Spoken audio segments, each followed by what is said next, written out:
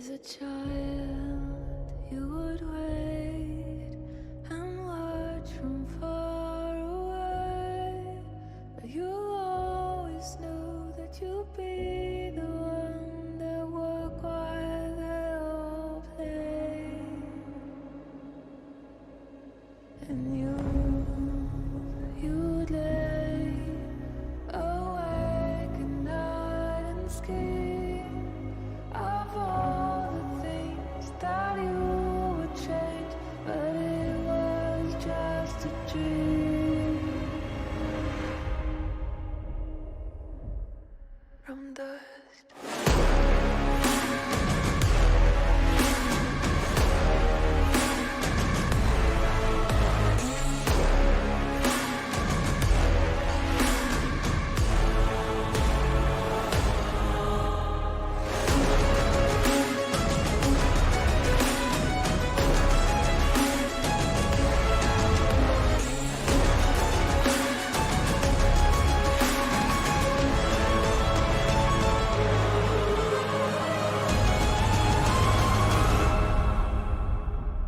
From dust.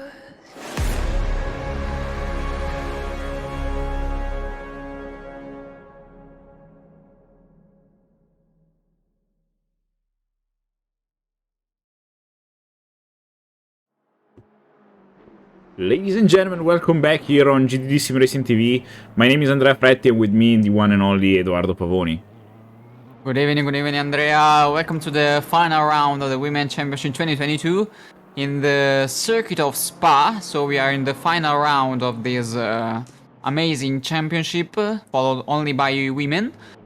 And it's gonna be a long night because as I have to remember to our viewers, tonight we're gonna have one race by 2 hours of length. So Yeah. I think we need some coffee tonight. Yeah, it won't be short tonight. We'll stay with you for a big time, let's say. But we will be here ready to follow these wonderful girls that are now starting the qualifiers. Actually, we are half into the qualifiers. There are 30 minutes left, and we are seeing already some interesting times. To 19.8 by Sarah Dove, followed by less than half a second by Seren Witch. In the meantime, we have some cars stop in the middle of the circuit that will probably get to the pits in the next minutes. So yeah, it will be still a long qualify, and we will see who will come in front, because Sarah Dove, who missed the last round, is still in the lead of the championship. Not mathematically, because if she didn't finish the race and some of her closer rivals will get to the finish, she could even lose the championship by just a matter of points. But she just need to end the race to go to win the championship. So it's not still over mathematically, but it's kinda close. It's kinda ended the fight for the championship, Edo. Yeah, of course, Sarah Dove has dominated the championship since the start, and she won all the races where she started. I mean, and the only round she missed was the last one, and I didn't thought about it, but of course the championship is still open because she had a lot of an advantage before the previous rounds, but now the gap is only by 57 points of advantage on Rhea Palma, so mathematically it's still open and anything can happen. But of course she has dominated all the races she started, so we will see tonight. She's currently on provisional pole with 2:19.8 with Selene Witcher in second place, so it's gonna be a long race, and we've seen in the last few rounds where Sarah Dove was with us that she made a couple of mistakes, so anything can happen tonight.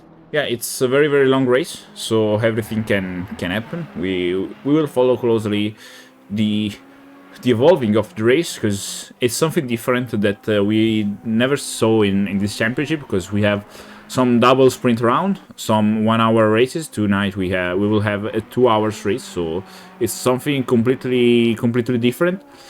And yeah, she must not make any mistake, because it could also the title could slip away from her hands if she made some big mistakes and her contenders didn't do any. So it would be interesting to see something like this in this final race. So something still all still open. In the meantime, what is going on? Probably an issue with the server, because Yeah. we are seeing disappearing the cars. So we will wait. Okay, so it seems to be back, I think. Yes. Okay. Yeah. Probably Maybe not. Probably not, because we are seeing the track right now. It's a beautiful track. We are in Spa, but we have some issue with the server at the moment. So we will be back in a few minutes, waiting for. Whoa, just trying to understand what is going on. So stay with us. We will. I will send another countdown just to see what is going on, and we will be back as soon as possible.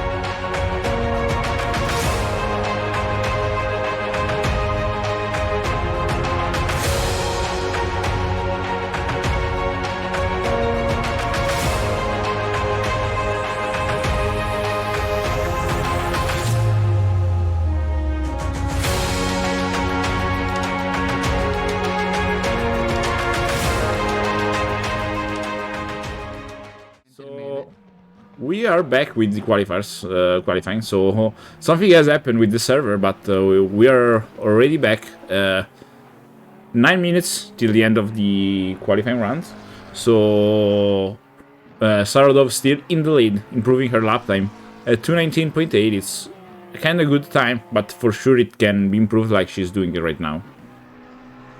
Yeah, and Oliato took second place, only 0.05 of a second to the pole lap of Saradov, but Saradov is currently flying with 4 tenths of advantage on her previous time. Of course, the track is improving a lot with minutes that are going down right now, and Saradov, I think she has a different livery from the previous one, or No, I think it's still the same or similar. Yeah, probably there is something different. There's still a very good looking livery.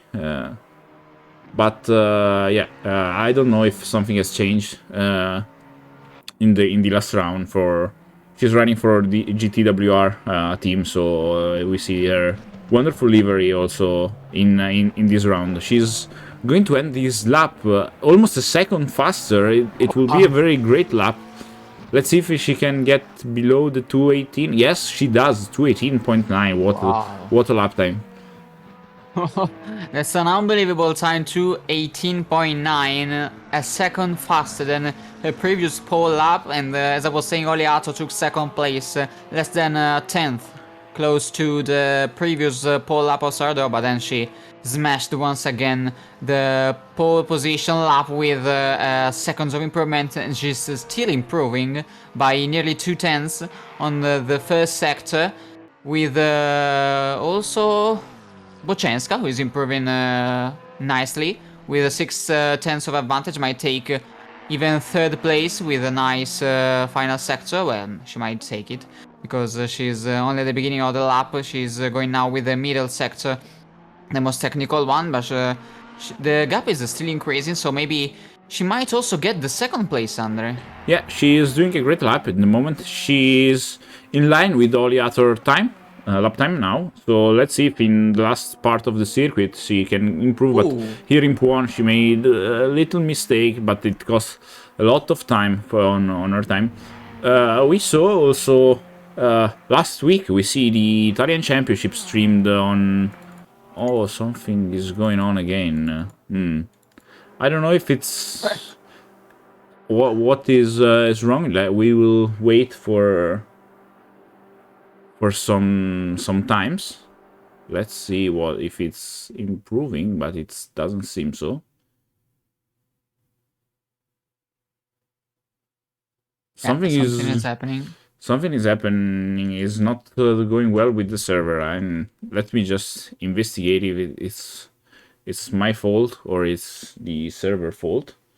So just wait a second and we will be back again.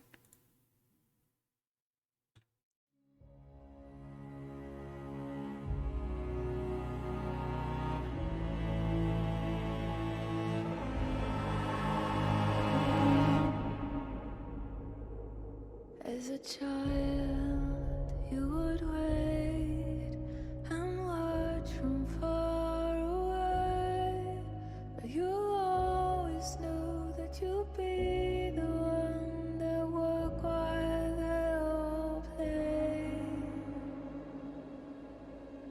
And you'd lay awake at night and scheme of all the things that you would change, but it was just a dream from dust.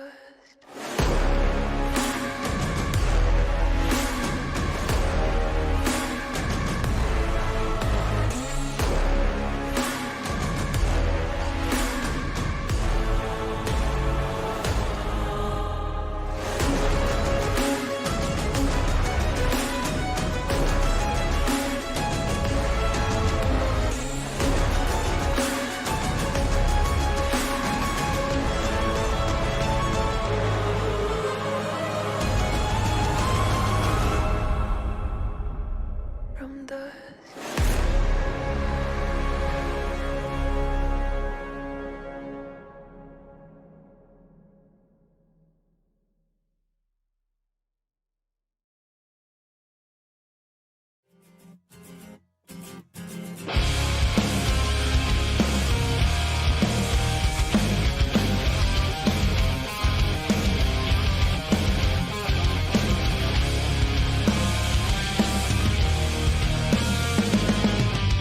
Signore e signori, buonasera e bentornati su GDD Sim Racing TV. Qua in Buonasera cabina signore e signori, buonasera amici di GDD Sim Racing TV.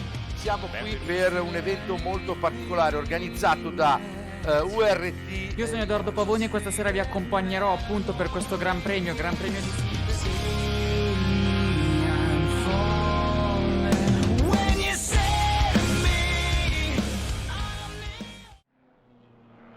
So we hope to be finally back because we had there have been some issue with the server connection, but now probably we are back. We hope that all the issues are solved and the qualifying are going to the end. In this moment, Saradov, which is still in the pit, so she won't probably have the time to make another lap. So this 2:18.9 will be her final time also for Jane Austen, and in the meantime Selene Witcher is improving in 5th position by more or less half a second. That is a great improvement. She can be very close to Jane Austen in 2nd position.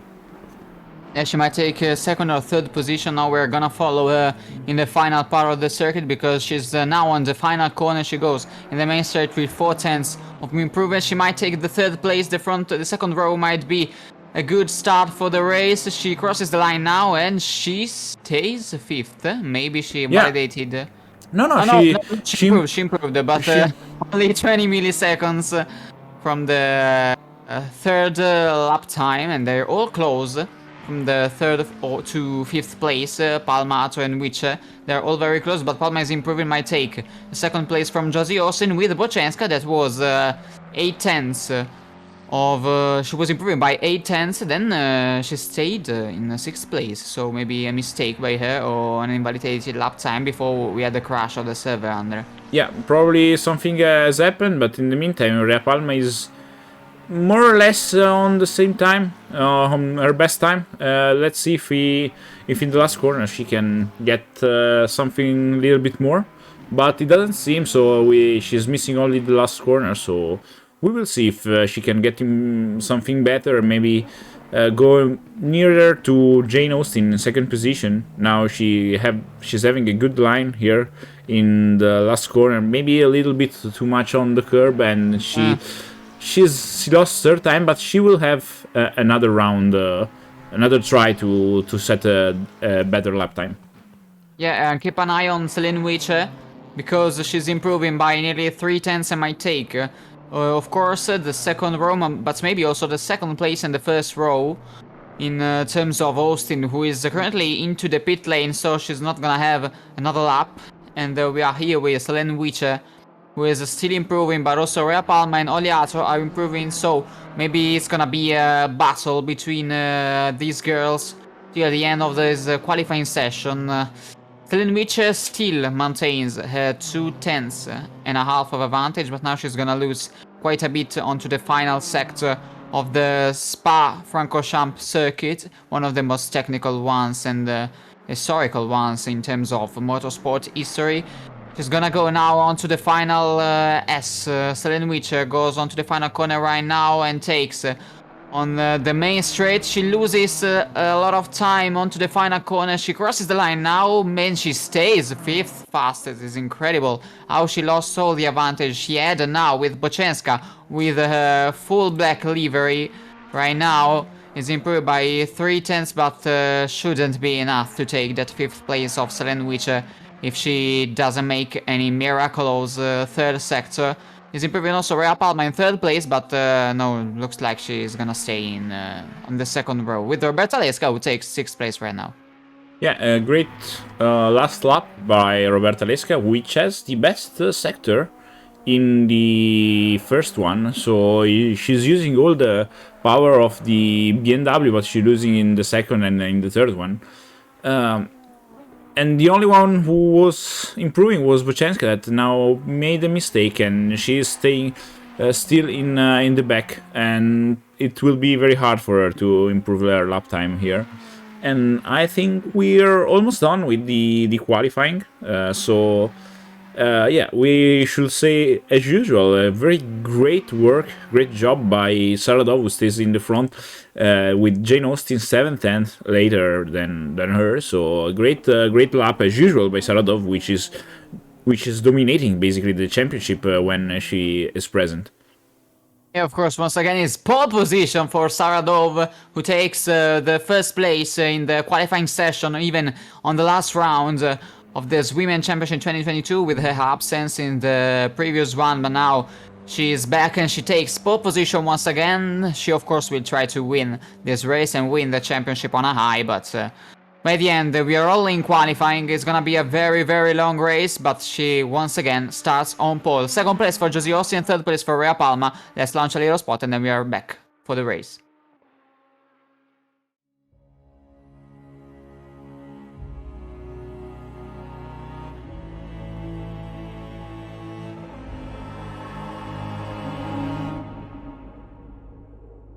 As a child, you would wait and watch from far away, but you always knew that you'd be the one that would while they all play. And you'd lay awake at night and scheme of all the things that you would change, but it was just a dream from dust.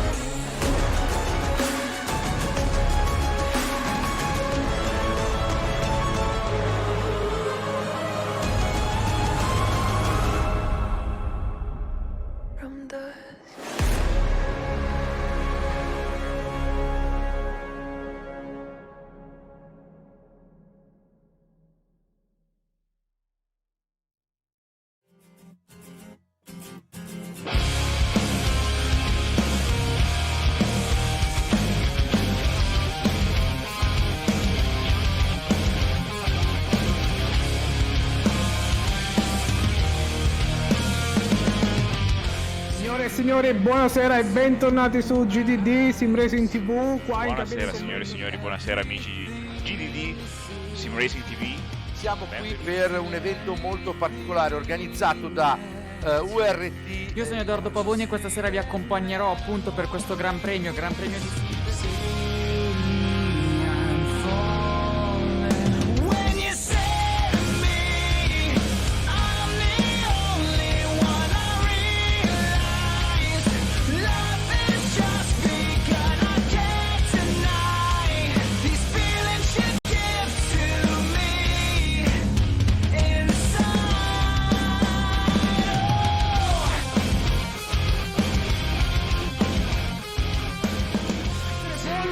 può essere polla questa! Ed è polla! Divento di al più! termine della qualifica e lo fa subito. Pole position 1.57, 369. Rifila. Vediamo, ed è pole position 54 257. Cosa arriva adesso sul traguardo Provò per rimanere secondo.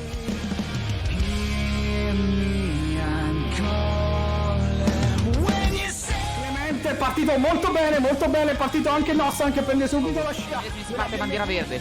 Si parte bandiera verde. Adesso Sartore quasi affiancato, ma buonissimo spunto di Francesco acquista pace, percorre il rettilineo, inizia a spanalare. Kevin Taddei vince la gara Monza, Christmas Event, Gino.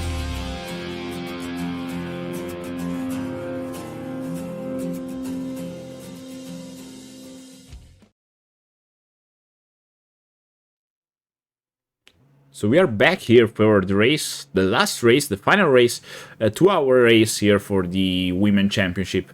In pole position, the only one who stays in the front in every round she went into. So great race, great pace in all the rounds here for Saradov, followed by a very good performance by Jodie Austin, followed by Rhea Palma. So the first three drivers has made a very good job here today in Spa, one of the most historic tracks of all the championship here and all all the motorsport in the world.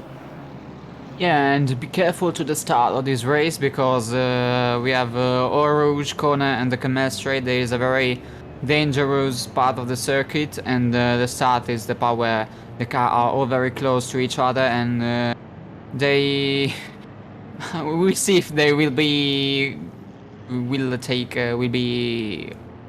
if they will be aggressive or not, because it's gonna be a very important part of the race, the start, but also a very dangerous one. So in Eau Rouge, we have seen in the past under two cars that have gone. Yeah, it's difficult to pass with Yeah. cars side by side in Rouge Le Dion, so probably they must stay calm and wait for the Camel Straight. But it's always difficult here to understand how to start the race, because for sure you wanna stay in the front. So for sure you want to prove that you can fight for the win. And as we saw in the last round, all the girls here won't make it easy for the others to win. Yeah, of course. And I was looking to the standings with Josie Austin is currently in 8th place with 370 points. And the battle, not only for the championship, but also for the second place, is still open with Rhea Palma, followed by Chiara Camariani and Selene Witcher in less than 5 points. So anything can happen today, not also for the championship winning position, but also for the podium places of the championship. So I think we're gonna see a very nice race with aggressive drivers who's we're gonna try to take the best results possible for the championship and for the team. And we will see. Of course, I'm pretty disappointed by the time of Roberta Lesca, who is 6th fastest. She has been the second fastest driver in the most part of the championship, but she couldn't manage to take the points home, and today is far away from top. So we will see how the race will go, because Saradov is in first place once again, followed by Josie Austin and Rhea Palma, and Oliato closes the top 5, Selene Witcher. So Andre, who do you think who will win this race? And obviously, Sarah Saradov is the favorite here because she proved that she was the fastest in the last round. But we saw that she made some mistakes, so it's not easy to figure out who will came out first of this race, because everything is possible. 2 hours race is very difficult to manage, both for getting tired because it's a very long race, but also in the strategy. So we will see who in the end will come out as first, and if for sure it will be very interesting, and we hope to see a very interesting race in the next 2 hours with us. Yeah, you're right. The strategy is gonna be different from the previous ones because we have never seen a race with a length of 2 hours. We have seen in the previous rounds 1 hour race or 2 races with splitted by a qualifying session, and they were shorter than 1 hour, so they were half an hour one and half an hour the second one. So this is a new format for the finale of the championship, so we will see how the strategies will be, and also, as you said, the consistency is gonna be very, very important. The consistency of the drivers, because it's a very long one, and they'll have to stay focused till the beginning to the end of the race, of course. Now we're going to the final part of the circuit. The drivers are gonna close the gap to the car in front of them, and they're going to the final corner, because the starting straight is not the one we've seen in Formula 1, but is the next one. So they're gonna go now to the final corner of the Spa-Francorchamps circuit to see the start of this final round of the Women Championship 2022. They're going very close now to the green light, who is gonna start in a couple of seconds. They're going now to the straight, who's gonna let the race start. For this final round of the Women Championship 2022, we're going now to the green light, and it's a green light, so with a good start of Saradov, who takes that first place with Josie Austin, who's gonna be very close to her, but Saradov takes and keeps that first place. Be careful to Rhea Palmer, who takes all the slipstream of Josie Austin to take at least that second place now. There is on the Campbell Straight, she takes all the slipstream, but Josie Austin takes all the slipstream again of Saradov, so they're trying to keep the places, but be careful because Rhea Palmer is gonna be side by side with Josie Austin. With Saradov, who takes that first place, but they're going side by side right now with Rhea Palmer, who takes that second place with Josie Austin, who wanna respond as soon as possible. Be careful also to Ollie Arthur.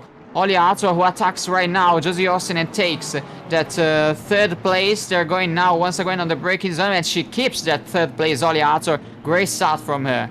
Yeah, very great start by Ollie Arthur.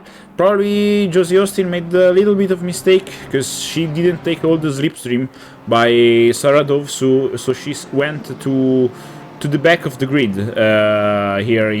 She lost 2 positions and went from second to fourth, with Saradov, who is just going to escape by their contenders because it's 2.2 seconds later, and we see a contact in the back. I think it's not a great start for Selene Witcher, that doesn't get into the returning to the track in the best way, let's say. Yeah, of course, and she made a mistake. She was sliding onto the track, and then she tried to rejoin it, but not so carefully, because was arriving the train of the other drivers, and they crashed into her. So Selene Witcher is currently in last place of the final race of the championship. She will have to recover as many places as she can. Of course, the race is long, anything can happen, but not the start she wanted for sure. Yeah, now every driver needs to be careful, because they not only must stay in the best position they can afford, but also they need to be careful for the strategy, because it's a very long race, so they need to manage also the tires and manage the fuel saving, because 2 hours probably they can make a one-stop strategy in the middle of the race. There is also only one mandatory pit stop, so we will see who will be the first and who will be the strategy they will take care, but probably it's possible to have a 1 hour stint. Yeah, and what do you think? But be careful because now Oliato wants to respond to Rhea Palma's attack in lap 1, and she takes now the inside and takes the second place with a great attack on Rhea Palma, who has to back off. And be careful also to Josie Austin, who closed the gap once again, so it might be a battle between 3 drivers for the podium place, with Josie Austin there, who puts her nose onto the inside of Rhea Palma and gains that 3rd place, the last place of the podium, and Rhea Palma has to back off once again. But a really nice battle between the drivers just at the beginning, with Saradov is just increasing her lap time and her gap to the car behind. Yeah, she did a good job.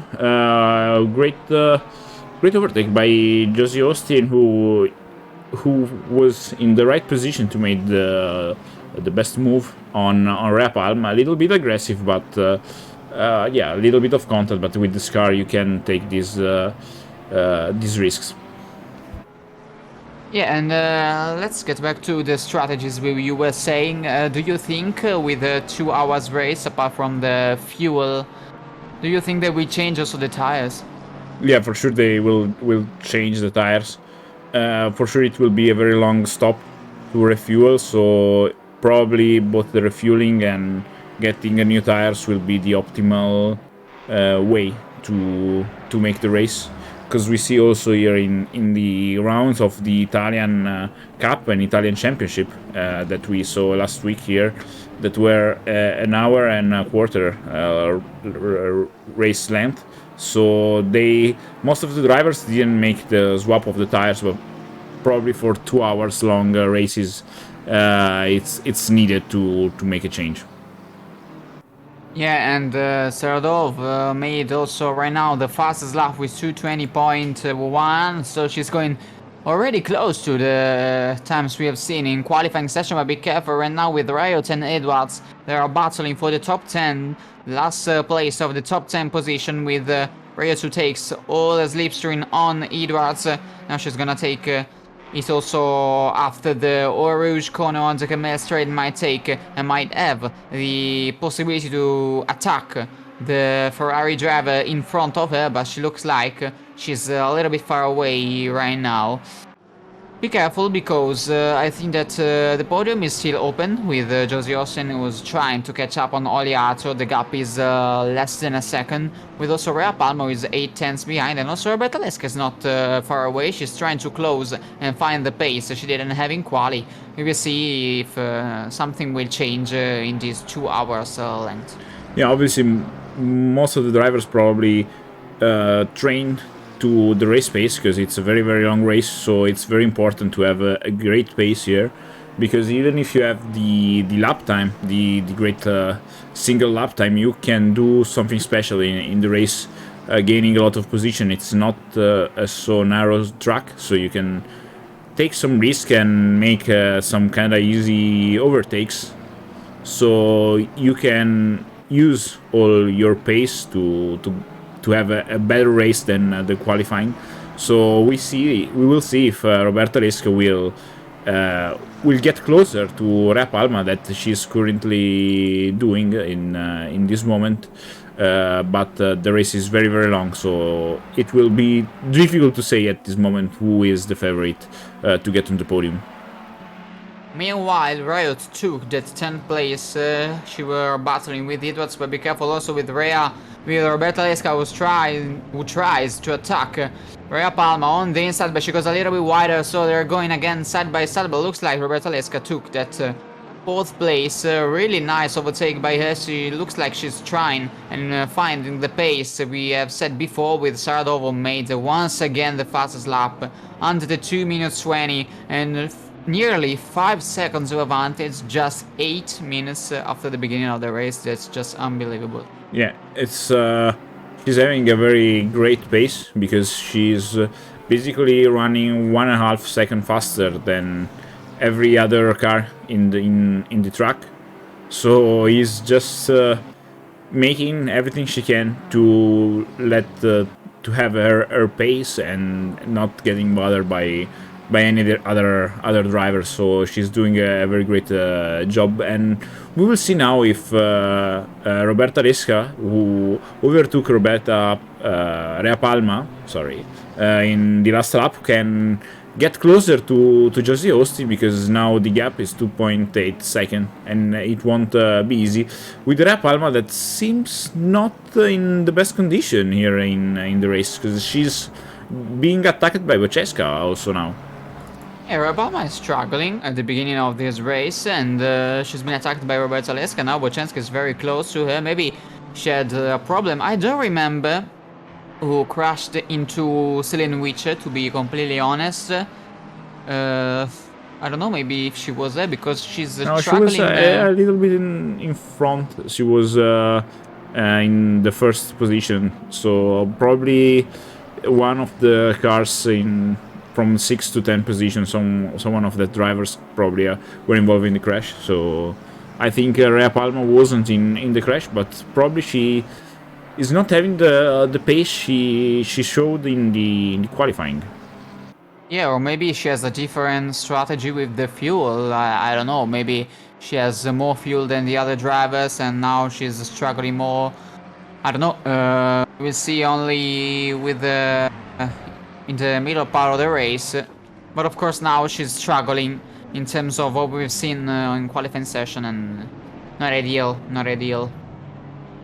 Yeah, she needs to be careful now, because she needs to reset. She lost some position, but now she needs to reset her mind and start making her own pace, because in this case, if you ruin a lot your tires, if you mess up with the strategy, it's not the best thing to do in a so long race.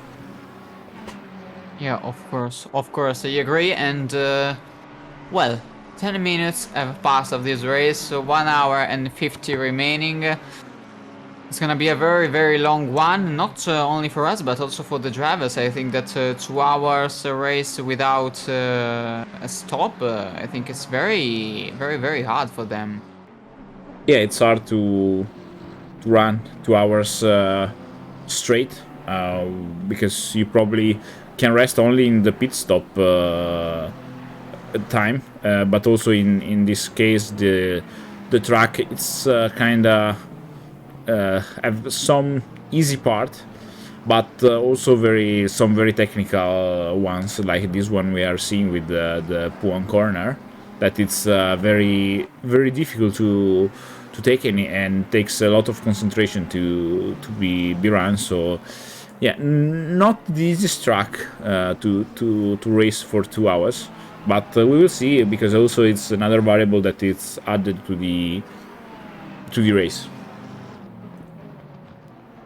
Yeah, of course. Now looks like Chiara Camariano and Lee are very close to Bocesca. Another driver who is struggling not so much, because she's only 2.3 from Rea Palma, who is still struggling. I mean, she's even struggling in this first part of the race. Let's see if Bocesca will catch up the the McLaren driver for the 5th place, but be careful also with Chiara Camariano, because she's been attacked by Lee for 7th place. She's checking all the slips, and she leaves the throttle right now, because there is not that place where you can try to attack there. She's maybe trying to catch up and try something different on the Eau Rouge Camel Straight, to maybe try and pass Camariano, the driver with number 81. And apart from that, I think that the race is pretty relaxed right now. Yeah, Roberta Lesca is getting closer to Jodie Austin. Now she's 1.1 second later than her. With Saradov, that in the previous lap made probably some mistakes, because the gap went down to 4.5 seconds, but now she gained a lot, so the gap is more than 5 seconds, 4.5 seconds. So it's doing still her job, so it's kinda safe in that first position. Yeah, of course, Saradov is increasing once again the gap. I've seen the previous laps that she lost, maybe 7 tenths, but now she's gaining once again. Camariano is still close to Boczenska, and now she closed the gap also on the Ferrari driver, who is struggling a bit with Fair, who's gonna overtake Edwards, and Edwards responds. We're now a battle between the two Ferrari drivers, and we're only at the beginning of this race. Do you think, Andrew, that maybe in the final part of the race someone will make some mistakes, maybe because of the amount of time they've been driving? Yeah, it's possible because if you get tired, also your mind condition is getting worse and worse during the rest of the race. So it's very important to keep your mind clear and to not make mistake. But at the end of 2 hours in this track, it's very easy to not do something right. So we need to see what will happen, but for sure it's very difficult to stay focused for 2 hours. Yeah, of course. Selenovic, meanwhile, has made a pit stop, so I've just noticed right now, but maybe she has done it at the beginning of the race. Of course, the damage was too high to continue, and she stopped. I don't know. Of course, I think she's gonna have to do another stop before the end of the race. I don't think she... Yeah, for sure. You can't have enough fuel to make a 2 hours race straight. Probably most of the car can last with the maximum fuel saving possible for probably an hour and a quarter, an hour and a half in the... Sorry, Andre, because Roberta Lesca goes side by side on Josie Austin. She got all the slipstream. She was very quick on the straight. The BMW was very, very fast there, and Roberta Lesca gained all she lost. It looks like that the pace she didn't have in the qualifying session, she's having it right now, because she gained a lot of position, and now she's gonna attack Josie Austin for the 3rd place of the podium. And looks like in this part of the race is very, very quick Roberta Lesca. Maybe she couldn't manage to put a lap in the qualifying session, because since the beginning of the race, she is showing a very different pace from what we've seen before. Yeah, now she's making a very good job.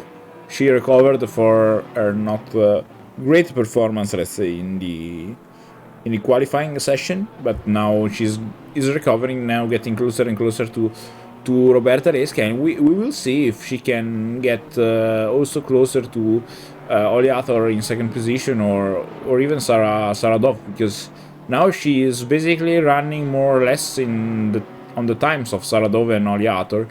So and the race is still very long, so we will see. Yeah, of course, once again it's very close. She gains a lot of time on the straight, on the driver who is in front.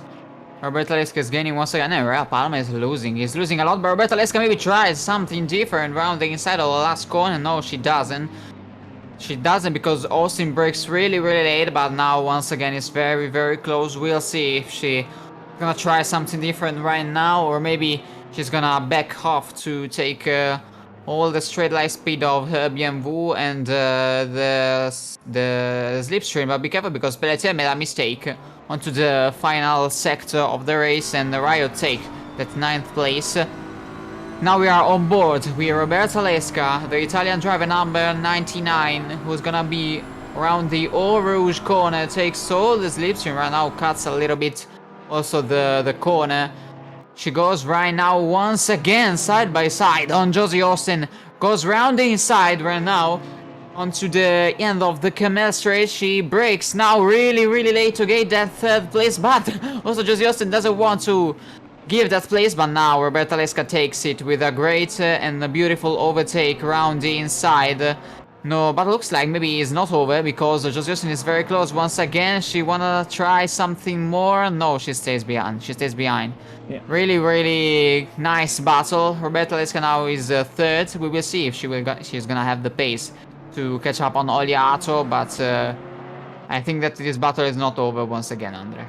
Yeah, I think if I was in Josie Austin, I probably won't try to attack the Roberta because she was having a better pace than her. So probably she can stays on her back using Roberta pace to get closer to the one in the front. The race is very long, so for sure she will have more opportunities to get the place. And doing this fight in this moment, it's not good for them because they are losing a lot of time with respect to Oliator and also Saradov, which are now not running as fast as they were earlier, even if Roberta Resca and Josie Austin lost a lot of time with this fight in the last 2 laps. Yeah, of course I agree. And now, wow, Saradov 8.3 seconds of advantage on Oliato. Be careful because just Justin goes a little bit wide, breaks really late, and be careful because also Rhea Palma is trying to close the gap. Maybe she's trying and finding some pace right now, Rhea Palma. But apart from that, there is Chiara Camoriano, who is 8 tenths behind.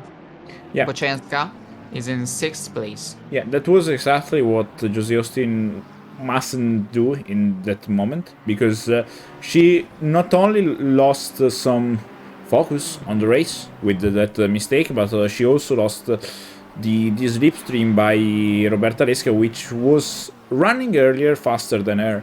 So now it will be a lot more difficult for her to stay near Roberta, and that now is free to make her pace and to see if she's going faster than the one in the front, and to see if she can catch Oliator, who made a mistake because her lap is not valid in this moment.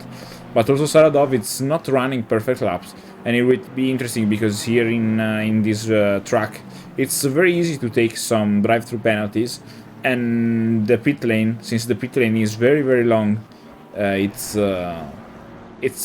will be basically make you go to the last one in the grid, apart from Sven Witcher, which already did a pit stop. So it's another variable that needs to be taken into consideration.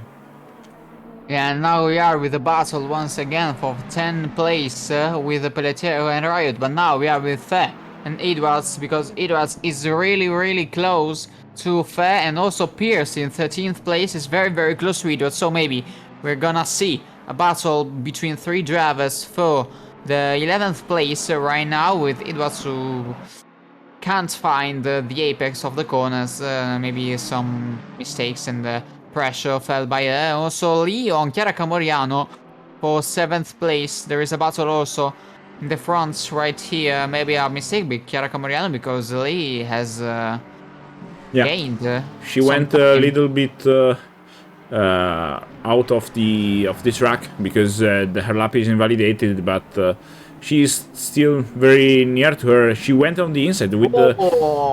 And there is contact once again, and he spins round. She spins round Chiara Camoriano. They touched a mistake and a contact, but luckily they both came back on track and they were not overtaken by anyone else. But of course, this is not gonna help the battle. I think that Chiara is gonna respond really in aggressive way, because now they're really close once again with Chiara Camoriano, who takes all the slipstream. They're going through Eau Rouge in a couple of seconds once again. We will see if Chiara will have the pace and the straight line speed to respond once again on Lee between after that contact, who was really on the limit. Looks like she's gonna gain once again 3 tenths and a half, 2 tenths and a half once again, because Chiara Camoriano is gonna take all the zips. She's gonna take the inside, the outside. She's gonna take the inside once again. They're going onto the braking zone with Lee, who brakes really late and keeps that 7th place. Chiara Camoriano can't do anything to answer her, and everything once again is gonna be done onto the next lap maybe, but wow, what a defend by Lee. Yeah, she braked a lot later than Chiara, and took the best way, the best line through the corner. So she, with a great defense, it's difficult to see to remind what happened in the lap before, in the last corner, in the bus stop, and where it was very, very heartbreaking by Chiara Camoriano, and Lee probably shut completely the door, but it will be judged by the race direction after the race, so we won't talk about it. So we will see what is going on, because here the fight can be very interesting, even if Camoriano now it's losing a little bit of time. Well, Andre, what do you think? Do we let us swap to our Italian viewers? Direi assolutamente di sì, anche perché 2 ore sono lunghe e noi dobbiamo ogni tanto cambiare un po' lingua. Intanto salutiamo la nostra attivissima chat. Vediamo che vabbè, Anto è scatenato come al solito, ma questo si sa sempre. Salutiamo il nostro caro Anto. Questa sera ci dà supporto. Sì, questa sera ci dà grandissimo supporto. Non so se vuole anche entrare in cabina di commento e dire 2 parole in inglese, giusto perché lui è un grande conoscitore della lingua. E salutiamo anche tutti gli altri che stanno facendo il tifo, ovviamente tifo molto più di parte, diciamo, per le nostre pilotesse italiane. Non so se sia il modo più corretto di dirlo, però vabbè, va bene così. E una gara lunga, 2 ore di gara sono tante lunghe, manca un'ora e 36. E vedremo adesso come si evolverà, anche perché 2 ore sono una gara praticamente quasi un endurance, e le strategie saranno molto importanti in una pista dove anche i drive-thru probabilmente potremo vedere qualcosa di particolare con i drive-thru, che sono facili da prendere. Sì, sicuramente. Intanto vediamo come al solito Saradova. Attenzione però, perché qui c'è una battaglia. Allora switchiamo un attimo in inglese, because there is a battle once again between Chiara Camoriano and Lee, with Camoriano who takes that 7th place. We have seen the contact a lap before, and now she gained once again the 7th place. Nice battle between them, and nice and clean overtake, with Pelletier and Riot who are fighting once again for that 9th place, with Pelletier who has a better one on the Ferrari driver, the number 187. Apart from that, looks like Chiara Camoriano is gonna try to gain a gap on Lee. She's pushing a lot, and we've seen now she's gone wide and out of the track with Lee, that he's still there, Andre. Yeah, Lee is still there and probably will use all the slipstream. She wanted to stay in the front of these of Chiara, and for sure will try if she can some move probably on the next Camel Straight after the Rouge Rédillon. So that will be probably the most easiest place to try some move, because this is at the moment the only fight. Because also Roberta Lesca is gaining more and more times on Oleator, so we will see probably a battle in the next laps. Yeah, of course, I think so. We were having a little chat with our Italian viewers. Of course, tonight we're gonna swap our language more times than we have done it before, because the race is long, and also in the chat there are a lot of Italian people, so we're gonna try not to make 50-50 with English or Italian, but maybe we're gonna take some more time also under to the Italian ones. We're gonna switch, also because for us 2 hours of race in English it's not our main language, so it's gonna be very tough, but of course we're gonna try to make it equal for both of our viewers.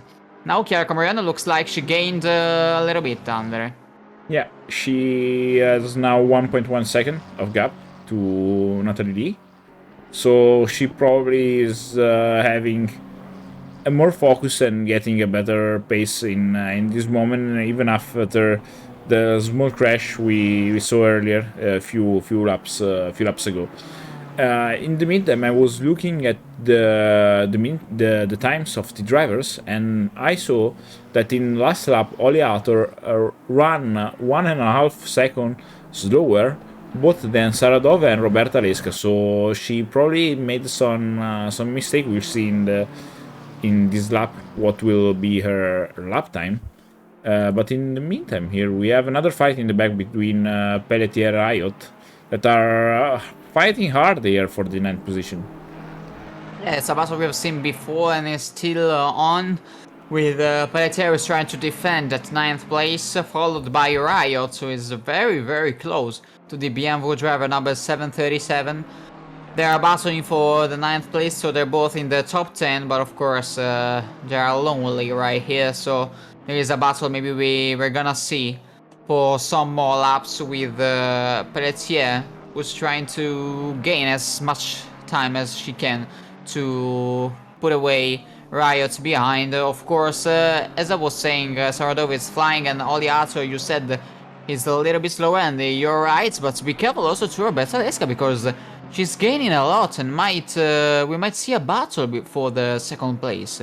Yeah, it's still not closed, so we will see probably something in the next lap, even if the last lap time is basically the same, 221.272 for Oleator and 221 and 320 for Roberta Lesca, so very similar lap time. Here a mistake by Pelletier that is getting overtaken by Riot, that gains the 9th position, and we will see if she can stays in the front. But now I think we should go to Roberta Lesca, who is seeing Oleator. Yeah, 1.5, 1.4, the gap is increasing, then it's going down once again, so maybe we might see a battle for the 2nd place with Roberta Lesca, who started 6th, so she gained a lot of places, she found the pace we haven't seen in qualifying, so really nice race from her.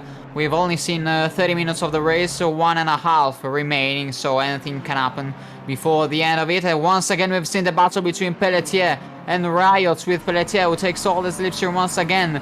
Riot gives only the inside, but Pelletier looks like he's not having the straight line speed as Riot in 9th place, so maybe she wanted to stay behind and to follow the car in front, but looks like she's a lot of slower than the BMW driver.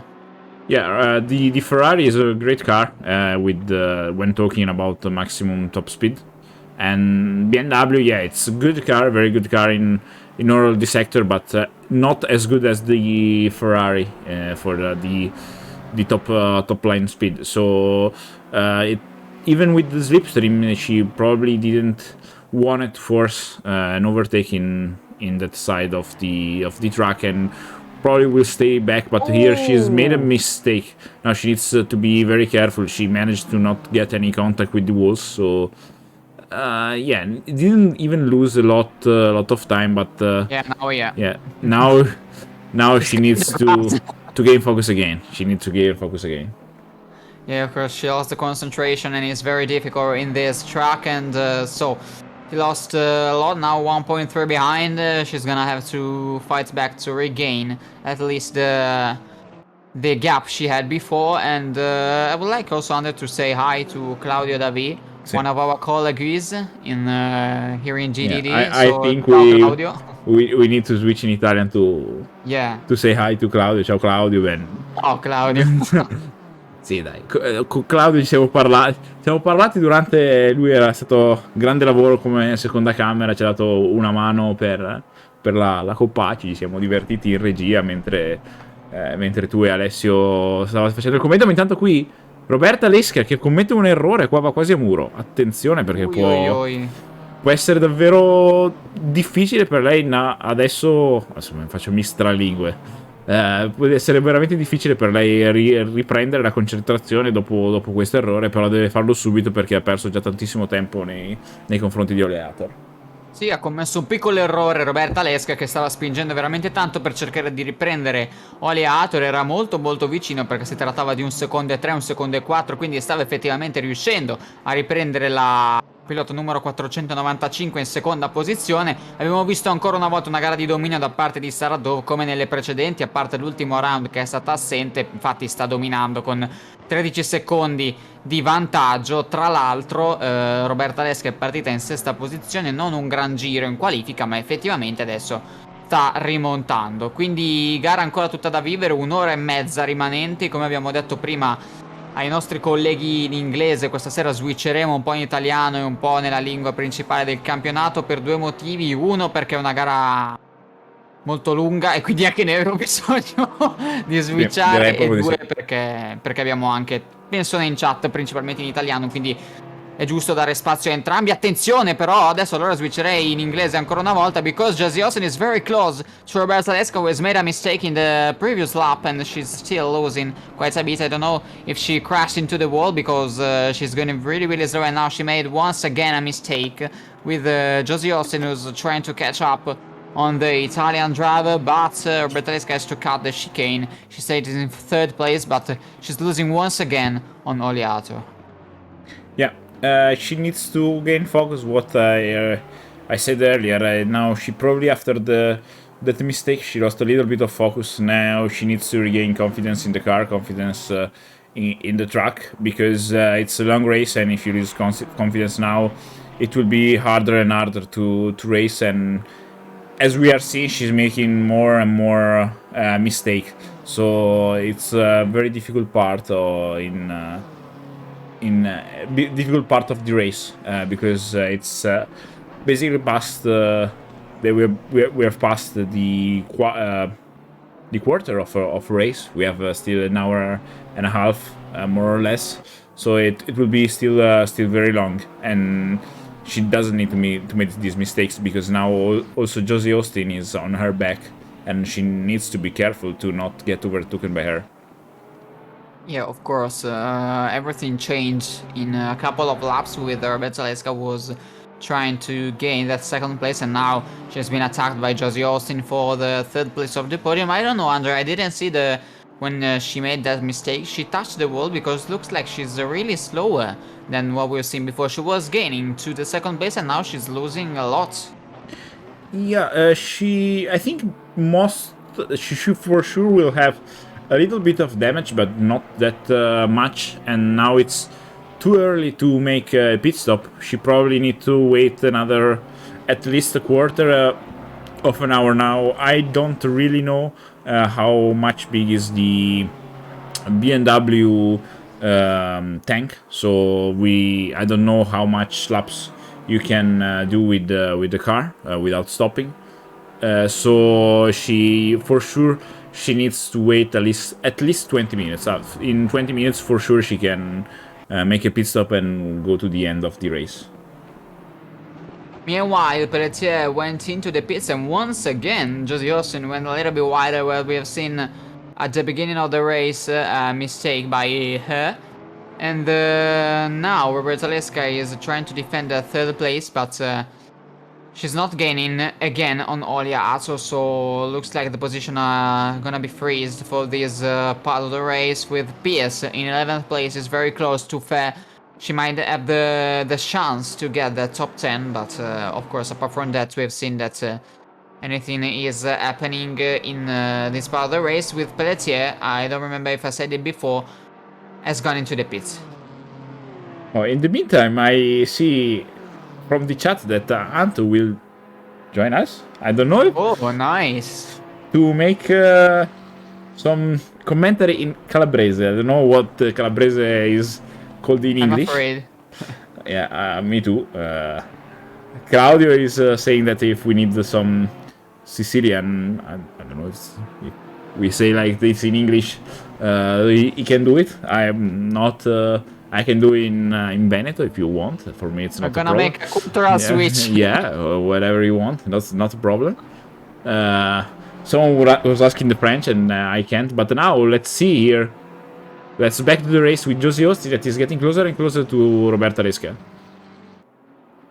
Yeah, incredible. There is a battle. Once again, they're fighting for the third place with Josie Austin, who gained once again Roberta Lesca. Roberta Lesca, who lost completely the pace she was having when she was really close to Oliato, because now the gap is 9 seconds. But be careful also for the 10th place with Sam Pierce, who's gonna take round the outside after the Kemel straight on Fair, and God breaks really late, but anything that can do, or maybe there is a switchback. Yes, it is, with Sam Pierce, who takes the 10th place, and Fair has to back off and stays out of the top 10 with a great overtake by Sam Pierce. I didn't thought she would be able to gain that place, and she did it, with also Josie Austin, who takes all the trips, now Roberta Lesca in the final sector of the race, but Roberta pushes out of the track and she has to stay behind once again. She's gonna try something different onto the final corner, or maybe she's gonna back off to the main straight, and Roberta is very slow because also Rhea Palm has closed the gap, and it's gonna be a battle between 3 drivers once again under for the podium.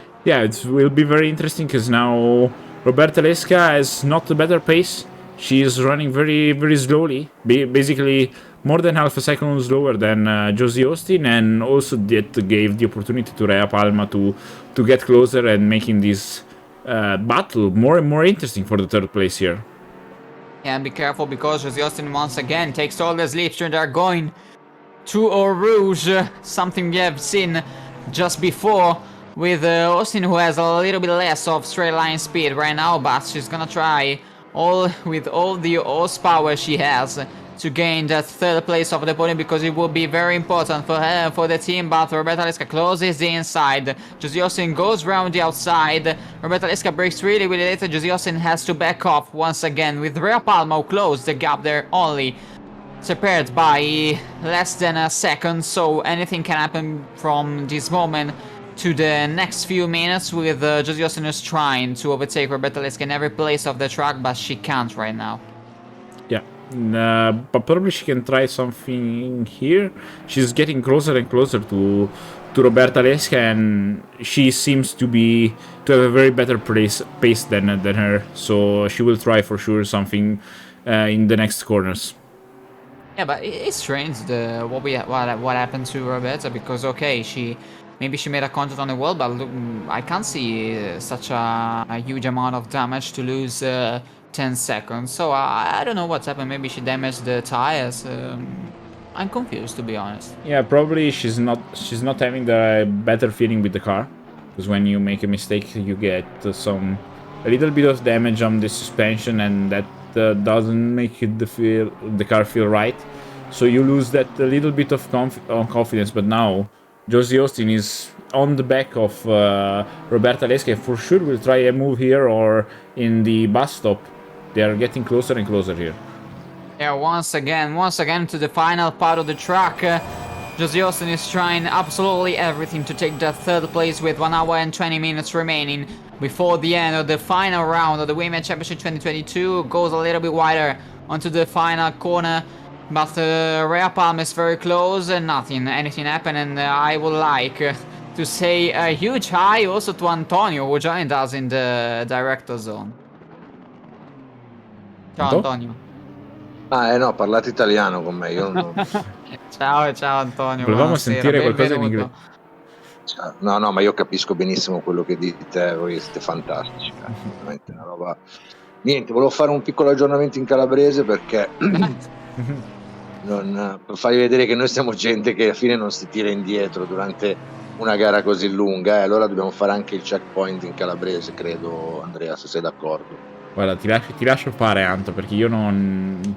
No, ma giusto 30 secondi, poi tu magari lo fai bene. Perché Josie Austin si prende l'esterno adesso su Roberta Lesca, ma Roberta Lesca tira una staccatona incredibile, allora difende la terza posizione. Incredibile come Josie Austin non sia riuscita a prendere la posizione in questo momento, sembrava averla fatta. Roberta chiude l'interno e allora Josie Austin deve prendersi l'esterno adesso. Stanno facendo qualcosa di incredibile, vanno side by side, ruota a ruota. Ormai l'inglese fa parte di uno switch di linguaggi. Attenzione, perché adesso si prende l'interno. Josie Austin c'è il contatto, Roberta Lesca si gira e si toccano ancora una volta. Josie Austin che ha preso un contatto ancora una volta incredibile. Vanno al contatto, Rhea Palma è sul podio, quarta Bocenska. Cos'è successo, Andre? Un contatto qua, abbiamo visto probabilmente un po' troppo aggressiva qua, molto difficile da capire cosa sia successo, la dinamica dell'incidente, anche perché erano molto vicini, erano tanti giri che Austin voleva provare a superare Roberta, che adesso si trova molto indietro e addirittura esce dal server, si ritira così. Incredibile, colpo di scena per Roberta Lesca, bruttissima qualifica da parte sua, partita sesta, ha fatto una rimonta incredibile nelle fasi iniziali, era arrivata quasi a battagliare per la seconda posizione, poi un errore, successivamente attaccata da Josie Austin e arrivati ancora una volta al contatto. Ricordiamo, Roberta Lesca una pilotessa molto veloce per tutta la stagione, ha sempre avuto qualche problema, qualche contatto, qualche sfortuna e anche qualche errore che non le ha permesso di concretizzare i bottini che meritava per la sua velocità, e anche oggi purtroppo contatto sul finale che non le ha permesso di continuare la corsa. Veramente, veramente un peccato.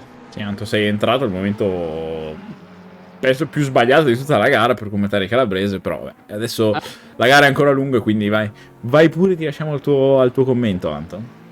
No, intanto mi dispiace per Roberta, veramente sfortunata in questo campionato, mamma Sì, mia. quello sì. Ma la Austin è la ragazza che ha avuto già difficoltà in precedenza, no?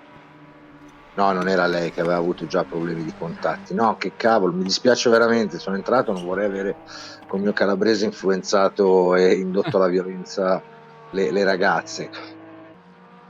Che sfiga però, veramente. Sì, veramente peccato. Veramente peccato, sì, no, noi intanto facciamo un piccolo check, ma brevissimo in calabrese, perché già mi viene da ridere, cazzo io, pigliavo la scarantata contro il muro, questa cazzo di Austin ha preso la lesca, l'ha buttata contro nel muro. Per me, questo momento di tensione qua, io d'ora in poi non farò mai più niente cazzo. Vi ringrazio e vi chiedo scusa, ma devo farlo perché sono stato scusato. Ma guarda, se vuoi tornare tra un po' con un altro dialetto, Guarda, non è un problema. proverei col francese che lo parlo un po' meglio, però vediamo. Ma il francese magari io ti do una... Io non lo so il francese, No, purtroppo. io non lo so neanche io, ma lo imparerei molto volentieri. La gara è lunga, Anto, ti aspettiamo anche nelle prossime fasi. Sì, adesso mi studio un po' di Veneto, magari così faccio due parole anche con Pretti. Sì, il Veneto, su quello sono ferrato. E mi bevo lo spritz. Mi sembra che per parlare il Veneto basta bestemmiare, quindi credo che Perfetto. potremmo farcela, dai. Sì. Va bene. Benissimo, grazie per questo intervento. Ciao. Ciao. Benissimo, abbiamo perso almeno la metà degli spettatori dopo questo. Vabbè, poteva essere un grande momento di cabaret anche durante la live. Questa sera la prendiamo più chill, con calma, e deve essere una fase finale, un round finale divertente. Dobbiamo sentirci tutti a casa, ormai conosciamo le nostre pillotesse, ci conosciamo noi. Vediamo che adesso la gara è una fase stabile, quindi ci prendiamo un po' con calma, come se fossimo al bar con i nostri amici telespettatori o Twitch spettatori, se così vogliamo dire. Spettatori sono, quindi i nostri spettatori. Esatto, i nostri spettatori.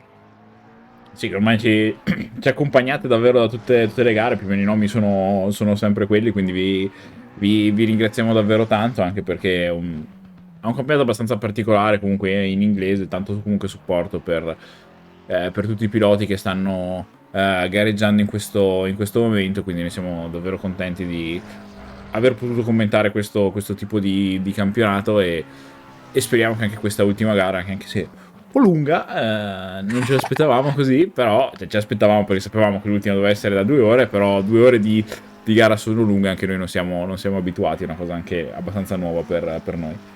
Sì, chiaramente questo sia un aspetto nuovo per noi, non abbiamo visto altri round del genere nel campionato. Onestamente strana la decisione degli organizzatori, perché effettivamente sul finale è normale che ci siano meno piloti rispetto all'inizio.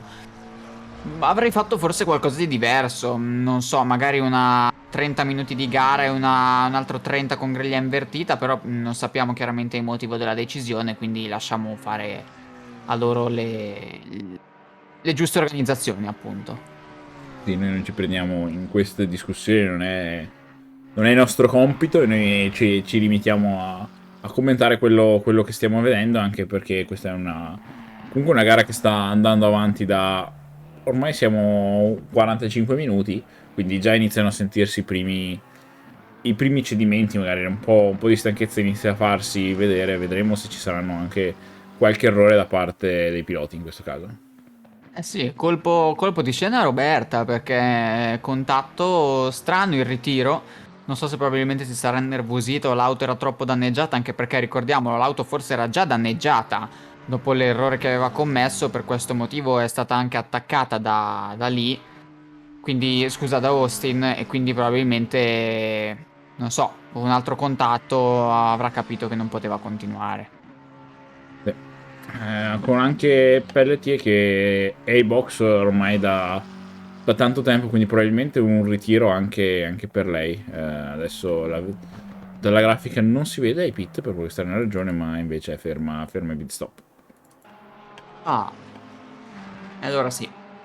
Altro colpo di scena. Allora dai, tornerei in un piccolo switch in inglese. Ormai facciamo un po' questa sera. Faremo un po' più di italiano rispetto ai round precedenti.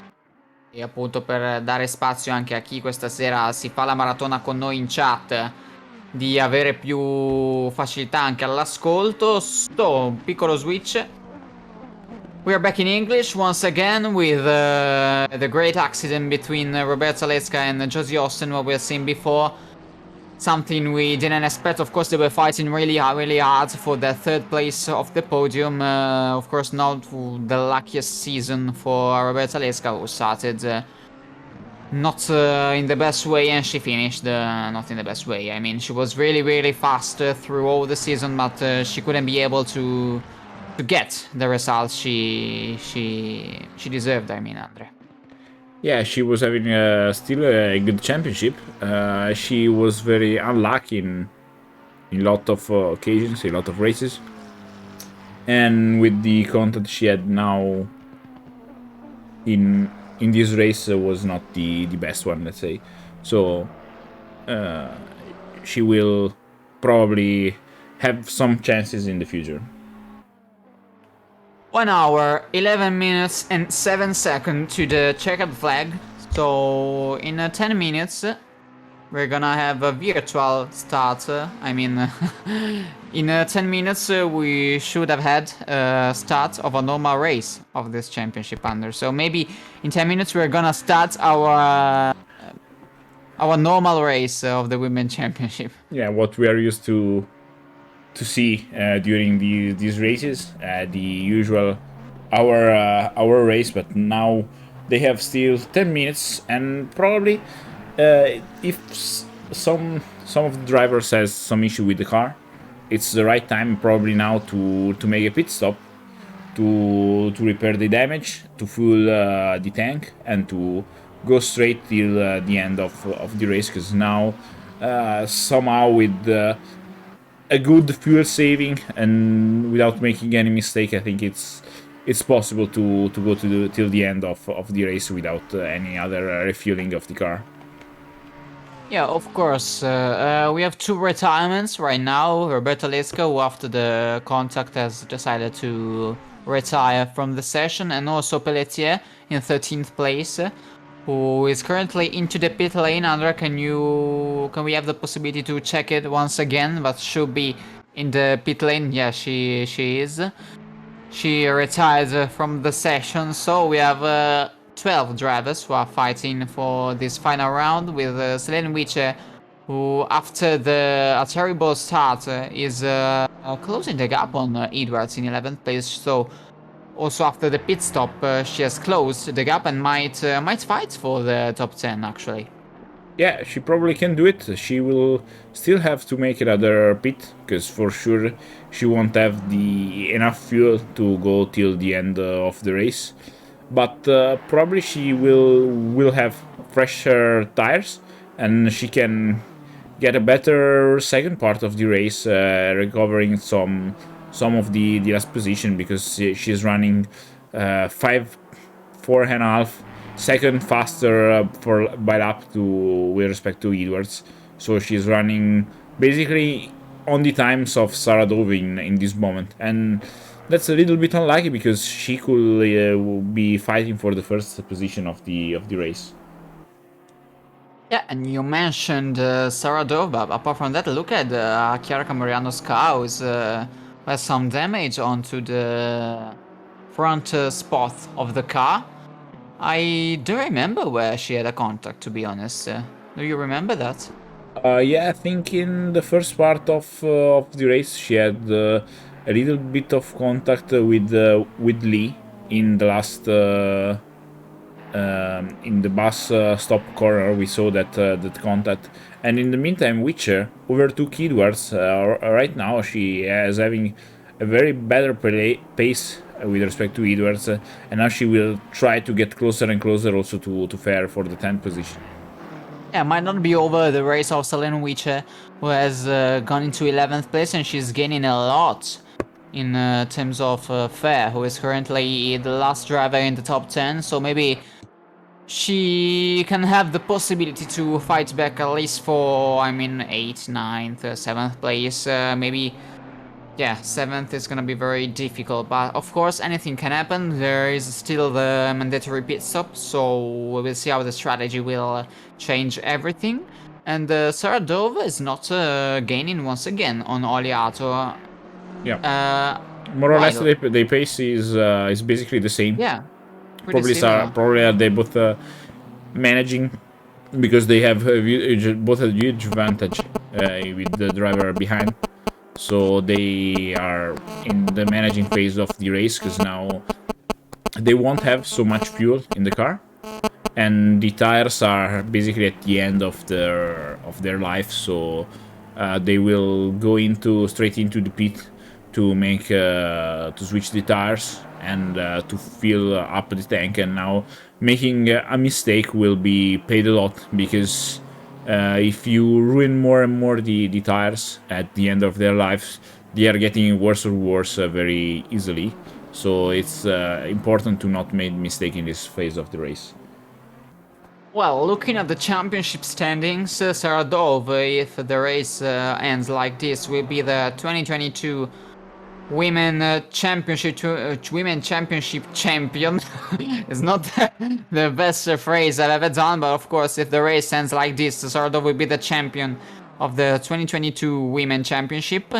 And Rhea Palmer is currently in 2nd place in the standing and is in the 3rd place of the race, so she will be able to keep that 2nd place in the championship standings. 3rd place there is Chiara Camoriano, who is 6th in this race, so maybe the top 3 of the championship standings will stay like this. I mean, because Selene Wiche is only 11th and she's currently 4th in the championship standings. Yeah, and now also Bochenska is more or less on the pace of Rhea Palma, so she needs to be careful. So we will see. Now I wanna switch back to Italian because Antonio sta proponendo un emoticon Big Bubble. L'emoticon le ho messe io, Anto, quindi adesso sto facendo la regia, non posso mettermi a fare anche l'emoticon. Dai, la faremo. Quindi Emoticon Big Bubble. sì, stasera c'è in chat la Big Bubble mania, diciamo. Intanto ho sentito l'audio del pit window open, quindi c'era la pit window che probabilmente sarà per i prossimi 10 minuti, penso, o fino alla fine della gara. Questo non so di preciso, mi sono perso il dettaglio della pit window, quindi adesso vedremo magari i primi pit stop dei piloti, magari quelli che hanno più danni della macchina per riparare e per poter fare una seconda parte di gara un po' più attiva, diciamo. Io sì, certo. Veneto. Yes, for sure, yeah. No, ma anche prima nella parte in italiano. Sì, ti è partito with... Sì, non è semplice, ci mette a dura prova chiaramente, poi è tardi anche per noi, per cui 2 ore non è semplice in inglese, però devo dire che io ricordo quando abbiamo deciso di prendere in carico questo campionato, eravamo tutti e due molto motivati nel metterci in gioco, perché chiaramente non è la nostra lingua madre, l'inglese sapevamo non sarebbe stato facile, però abbiamo voluto provarci. Intanto attenzione a Riot che commette un errore, allora va fuori pista ma prende il muro cercando di mettersi in pista, quindi c'è un po' di manovra in questo momento. Esatto, ha avuto difficile da controllare per Annalise Riot, che forse si ritira perché la vedo lì ferma nella piazzola, o aspettava forse l'arrivo di Fair e Witcher. Selene Witcher che si prende quindi la top 10, 10ª posizione per lei, e si rimette in lotta dopo la sua grandissima rimonta. Sì, stavo dicendo appunto che penso qui intanto lascia passare per Selene Witcher, sì, addirittura la 9ª. Sì, intanto Chiara Camoriano, come abbiamo detto, è la prima a fare i pit window open, e avevamo visto tanti danni sulla sua macchina, sulla sua vettura, quindi è la prima che si ferma. La pit lane in questa pista è molto lunga, attenzione anche a non commettere errori, perché anche i limiti della velocità danno uno stop and go di 30 secondi con una pit lane di praticamente un minuto, forse qualcosina in meno, una quarantina di secondi di pit lane, Sì. quindi è molto, diciamo, non è bello prendere una penalità, soprattutto in questo circuito dove la pit lane è, penso, anzi, senza il penso, è la più lunga di tutto il gioco. Sì, sicuramente. Comunque, per quello che è dato, appunto, Chiara Camoriano è entrata nella pit lane, la prima a fermarsi. Esatto, sì, è la prima a fermarsi, perché Witcher e Pelletier sono rispettivamente ritirate e hanno già effettuato un pit stop extra all'inizio della gara. Dicevo, Andre, quando abbiamo deciso di prendere in carico questo campionato, intanto bandiera gialla per Riot ancora. Sapevamo sarebbe stato difficile, però ci siamo messi in gioco perché ci piaceva molto l'iniziativa di questo campionato. Sì, era molto, molto interessante, comunque un campionato full femminile, che è una cosa che non si vede tutti i giorni. Dopo i commentati in inglese, quindi anche per metterci alla prova anche noi, per vedere come alla fine riuscivamo a cavarci. Penso ce la siamo cavata sicuramente dignitosamente, e speriamo di aver fatto un buon lavoro che sia piaciuto, diciamo, a tutti i nostri spettatori, e anche per dare anche a GDD qualcosa di diverso, un plus, diciamo, che anche pochi altri canali hanno, diciamo. Decisamente, penso che sia stato anche un modo noi per migliorare, perché un conto è parlare l'inglese e un conto è fare una telecronaca, perché fare la telecronaca a volte è anche difficile farla in italiano, in inglese altrettanto. È stata una sfida che abbiamo deciso di accogliere e sono soddisfatto e sono contento di averla presa, perché al di là di tutto penso che ci aiuterà anche a crescere e a migliorare sotto questo aspetto. Chiaramente non saremo mai come due madrelingua, ma penso che avremo buone possibilità e sicuramente un'esperienza che potrà arricchire il nostro bagaglio, questo senza ombra di dubbio. Sì, certamente sì. E comunque è stato un campionato interessante da guardare. Adesso, tornando alla gara, vediamo magari i primi pit stop, quindi le prime strategie modificarsi, con Austin e Lee che vanno ai pit in questo momento. Vedremo Anche Riot.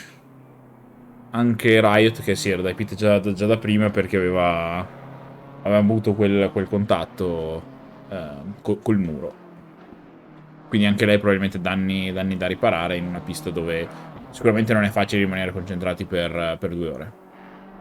Sì, tra l'altro questo è un momento chiave della gara, perché manca un'ora. In questo esatto istante ho beccato il momento perfetto, per cui da questo momento in poi le strategie potranno cambiare. Alcuni piloti, o meglio, alcune pilotesse che si sono fermate, come avevi pronosticato, a metà gara per fare il cambio gomma e il refuel.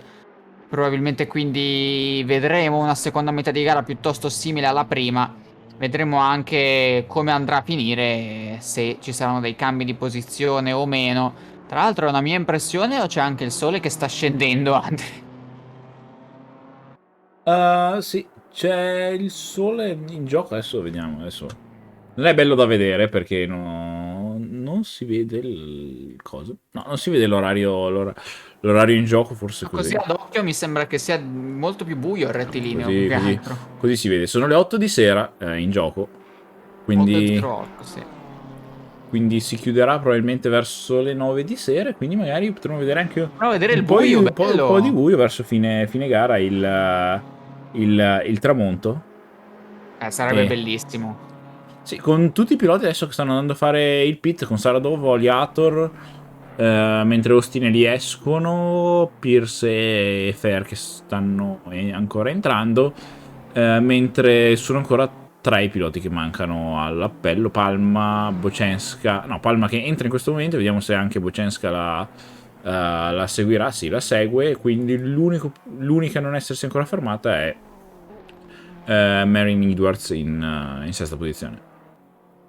Esatto. Allora direi di tornare alla lingua madre. So we are back in English, and the pit stop have been started with almost every driver who have done the mandatory pit stop with refuel, and maybe also with a tire change, because with such a long race, I think everyone is gonna change it. Saradov is currently in first place, as we've seen before, with Oliato, who is in second place, and Bocenska in third. Rea Palma, who is battling with Bocenska for the final step of the podium, so we will see if the strategy will change the position of the drivers we have seen before. Of course, Andre, a nice first part of the race. A lot of things have happened, and now we are officially in the middle of the race. Yeah, now we will see how the pit stop will end, because it's already interesting. Because also I think that Olia, let's see who is exiting the pit now. Saradov is exiting the pit now, and the others are still in the pit. A long pit stop also for Oliator, that is now going in second position. She probably lost a little bit of time again with respect to Saradov, but we will see in the next seconds. And yeah, it seems that she lost another couple of seconds. Yeah, she was Saradov a mistake, maybe, or is this a bug? Okay, it's a bug. It was a bug. Yeah, I think she's still there in first position. Yeah, there was a bug in the server. Be careful, because Jesse Austin took the 6th place on Edwards. Oh, okay, but Edwards made her pit stop, so he's gonna lose the place also on Camarian and maybe Lee. We will see. Saradov gained some seconds on Oliato, who was 12 seconds behind, now is 17. So really nice strategy also for Saradov, apart from the insane speed she has done and she had also right now. In the meantime, also Edwards now it's in the pit, so everyone has completed the pit, and we will see till the end of the race how will go on. So we will see how will end the second part of the race. That is still long, still 55 minutes. So we are not finished by now, but yeah, for sure Saradov is showing her great pace, and also Oliator has made a very great race at this moment. Yeah, of course, we are seeing another important part of the race, the pit stop time. Of course, we will see if something reaches in terms of position, and Selen Witcher looks like she's in 9th place, a nice recovery after the crash at the beginning of the race. And as we have said before in Italian, Andre, in the little swap, the sun is it's going down. So maybe in an hour we will be able to see a little dark on the track. Yes.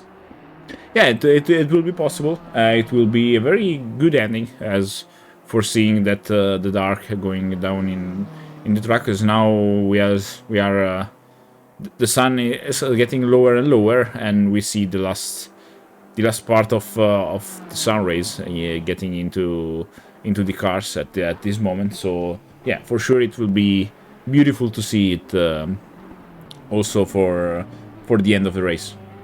Yeah, it would be nice to see the sunset at the end of the championship, like to say a good bye to our incredible female drivers who have accepted to do 2 hours of a race in such a technical and difficult track like Spa-Francorchamps, because it's one of the most historical, known and technical, difficult track in terms also, maybe also dangerous one. Not for them, they are sim drivers, but in real life it's a very dangerous track. So really would be nice to end the season like this. And the yellow flag for Fair.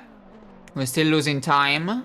Yeah, and she destroyed the car, so I don't know if she will be able to get back to the pits, because she's, I think, in the first part of the circuit, if I'm right, or okay, not the best part of the circuit to get an accident, because now she has to run through all the circuit. But probably she will retire because she have very huge damage.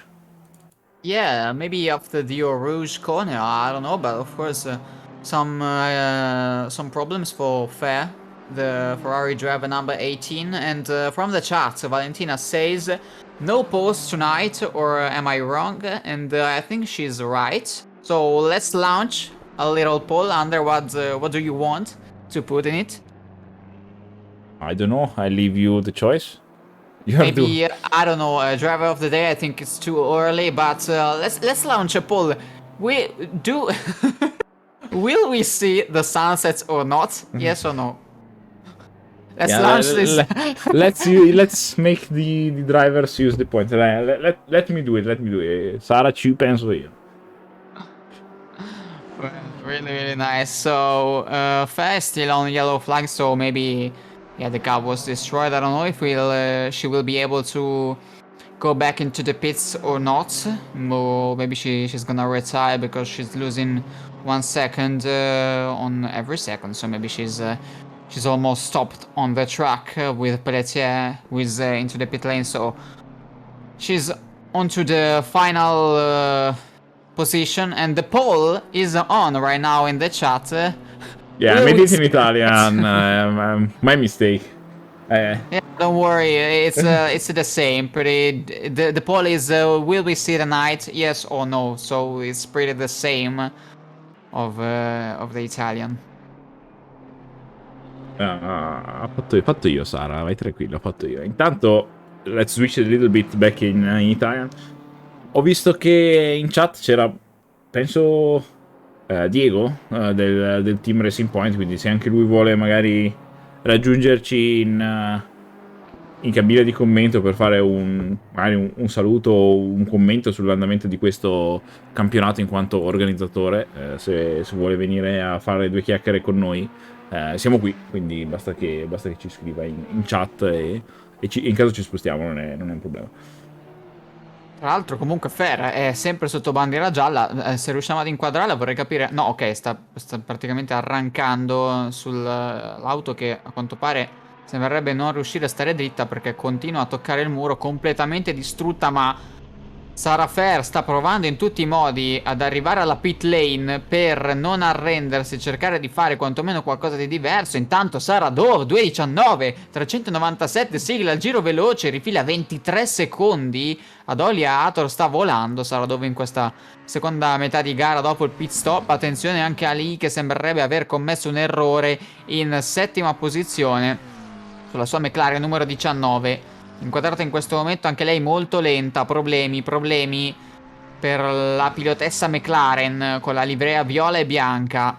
Però sembrerebbe adesso aver ripreso il controllo. Tra l'altro, appunto, l'abbiamo detto prima in inglese, abbiamo deciso, Valentina ha scritto in chat che di non aver visto alcun sondaggio, non si è affatto distratto, quindi abbiamo deciso di lanciarne uno. Vedremo la notte, sì o no, sembrerebbe abbastanza tirata, però effettivamente il sole rispetto all'inizio della gara è in fase di tramonto, ecco. Sì, è in fase di tramonto. Intanto vedo che le richieste sono per qualche motivo disattivate, quindi adesso le riattivo. C'è anche una bellissima richiesta che potrebbe starci per il finale di questa gara. Quindi quella di Antonio. Antonio Canta. Te sei già dimenticata che abbiamo un Antonio Canta come ricompensa?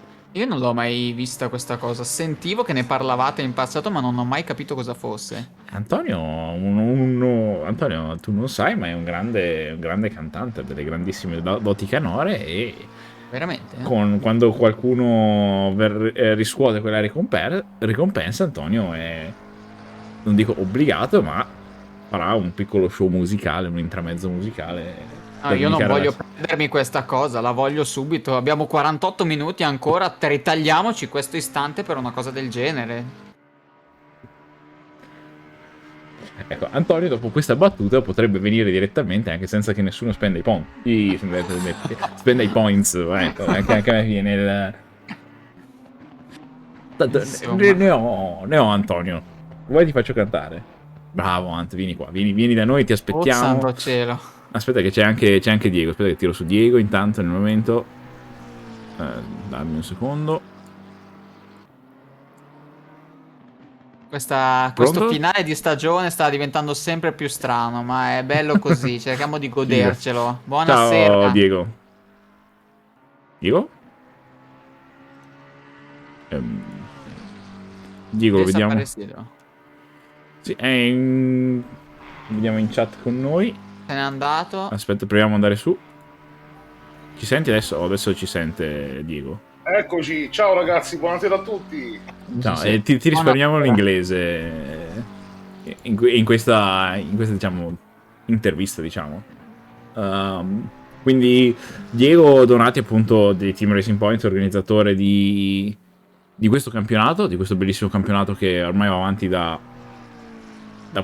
2 mesi praticamente. Sì, Quindi sì. è tanto ormai che ci siamo dietro, che ci siete dietro, quindi volevamo solo, ti abbiamo chiamato giusto per fare un saluto, dato che siamo all'ultima gara di campionato, anche per capire anche lato tuo come è andato questo campionato in generale, se avete avuto buoni riscontri, se vi sta piacendo come si è andati avanti con le gare, giusto anche una tua opinione.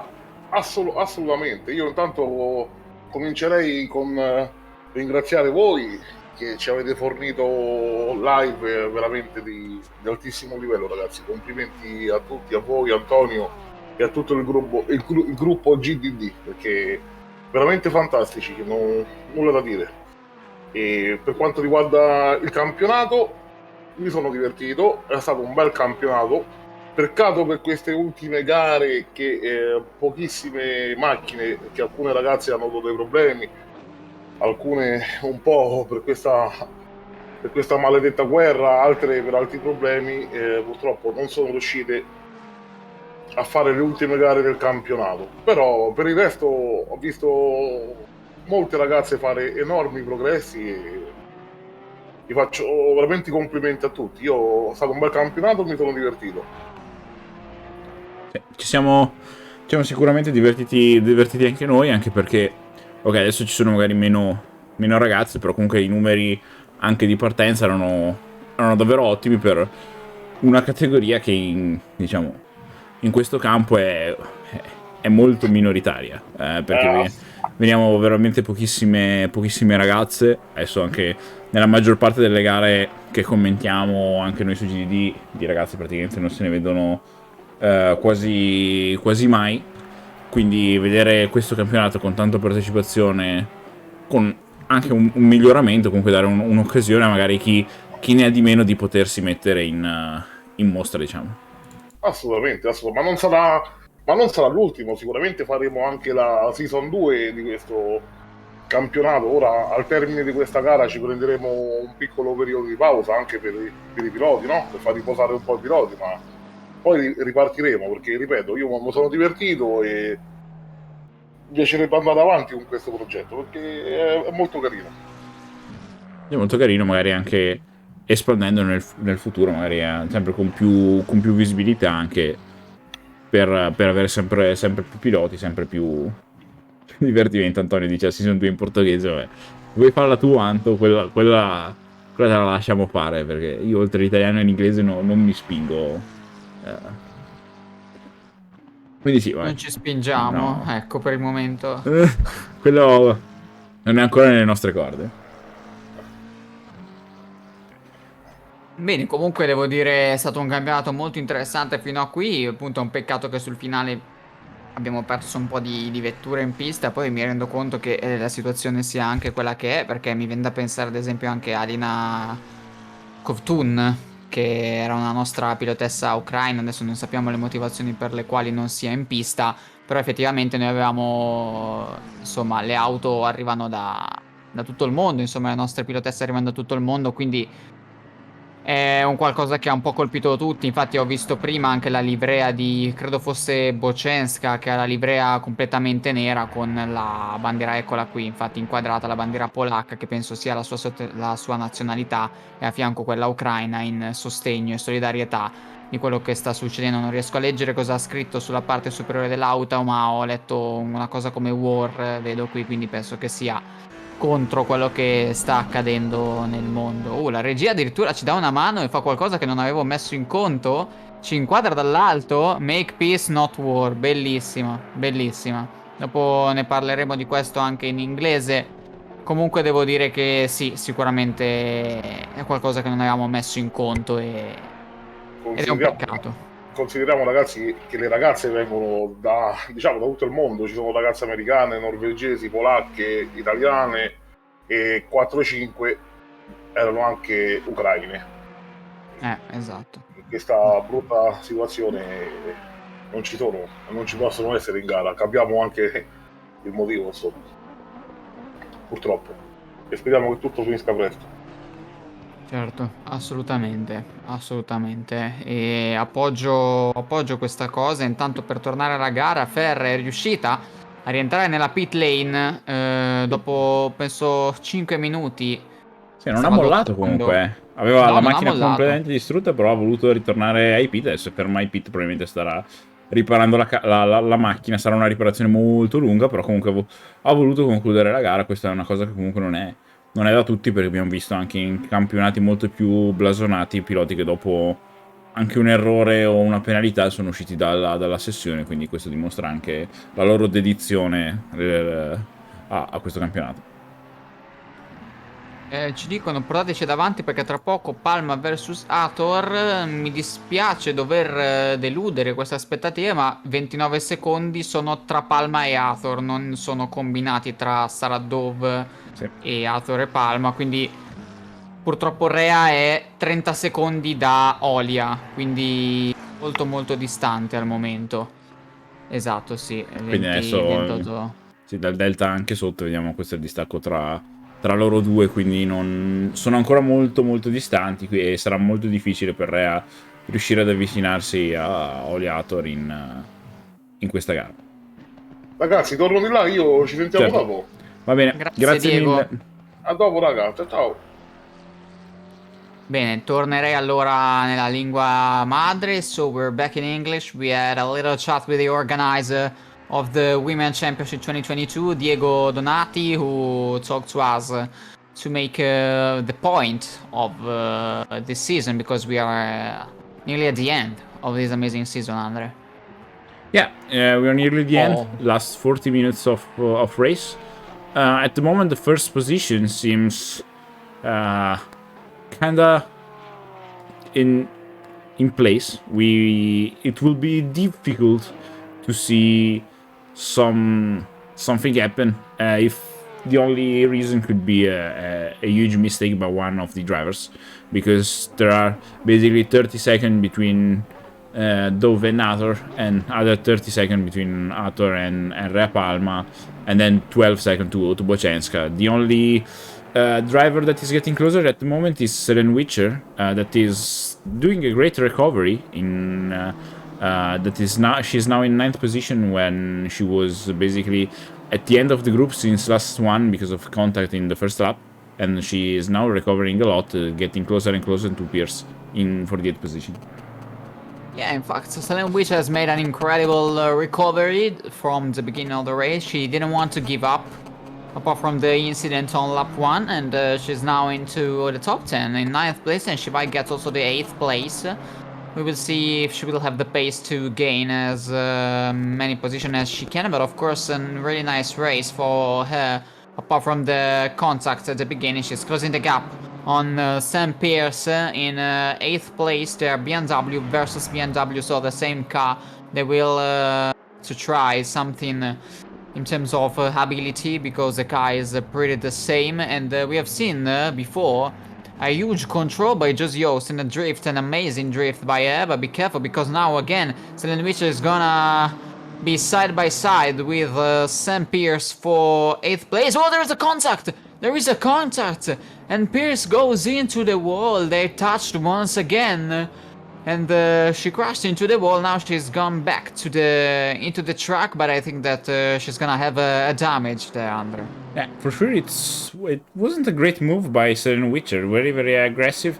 She probably misjudged a little bit of the distance between her and Pierce. Probably there could be some issue with the lag, because for sure these championships are run worldwide, so the drivers are from around the world, and basically we are more or less in the middle of it, because we have drivers from all around the world, so also from the United States, Canada, and that places. For example, Selen Witcher is in Canada, so she can have an higher ping than the other, and that could have led to that contact we saw. And you said about the nationalities, about our drivers, and as we said before, in Italian, we lost some drivers on the grid in the last few races because of their nationality. Of course, we had some drivers from Ukraine, and for obvious reason, they couldn't be able to race in the final few rounds, and I think that Bochenska in 4th place has a special livery. We have seen it in the also in the previous rounds, full black livery. Here we have the Beata Bochenska 1, driver 1997, who has a full black livery with a Poland flag on the left, which is her nationality, and then on the right the Ukraine flag with on top of her car something written that is make peace and not war. So of course we can stay with her and with all the people who are who are touched by everything that's happening on the world, and also with our drivers who we have lost in this championship. We will hope for sure that this will come very, very soon, and everything that is happening in the world will be over as soon as possible, Andre. Yeah, for sure. We are getting. We completely agree with the message, and we hope that everything will get into some kind of normality as soon as possible. But now I'm seeing in the chat something. I think something great, Ido. Ooh, be careful, Sarakami 95 has has launched Antonio Canta, so Antonio sings. So we are waiting here, Antonio. We are here for you. Just tell me the song you want, and I will try to do something. Antonio in cabina per Antonio Canta, che è stato riscattato dalla chat, lo diciamo anche in italiano, dato che non ci ascolta quando parliamo in inglese. Quindi ti aspettiamo.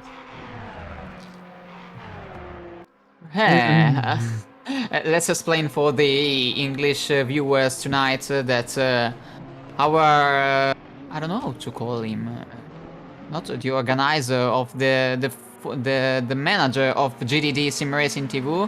The boss, the big boss. The big boss is a very good singer, and from the chat they have launched the Antonio Sings, so maybe in the next few minutes we will have the chance to have him in the director zone here with us to sing something.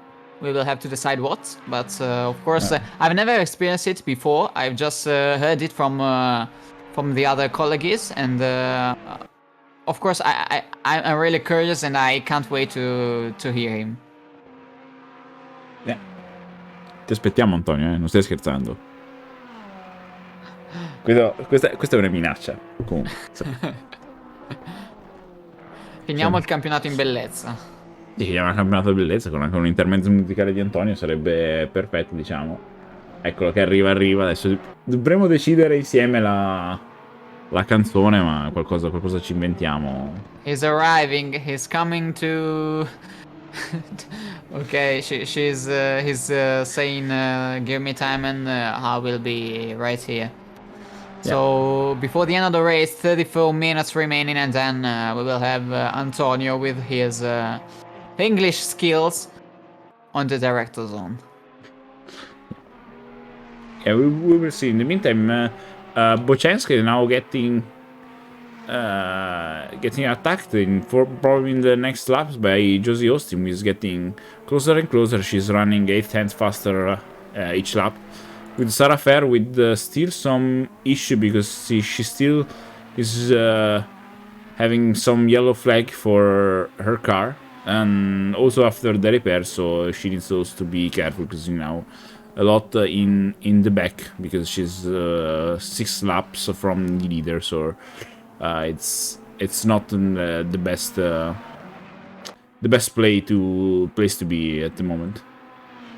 Yeah, of course. And 30 minutes remaining, so half an hour, and I still see the sun, so maybe we won't see the night, unfortunately. I would have liked to see it, to be completely honest, but looks like in half an hour the sun is not gonna be over. Unlikely. But yeah. By the end, maybe we will see the sunset. Yeah, it's getting closer because I don't know what time will be the sunset in Belgium, but yeah, for sure here in Italy is dark at the moment. Probably some of the drivers are driving probably during the day, and that's for sure something beautiful also for this sport that unites people from all around the world. So it's beautiful to have this opportunity. And now, looking at the race, it seemed that now probably Boczenska made a mistake last lap, because Austin is not gaining much more time on her. Yeah, Austin lost a little bit of time on Boczenska, and yeah, here in Italy it's 11 p.m. so we're going closer to the midnight. While I think that there are some U.S. drivers, so a completely different time from us. I think it's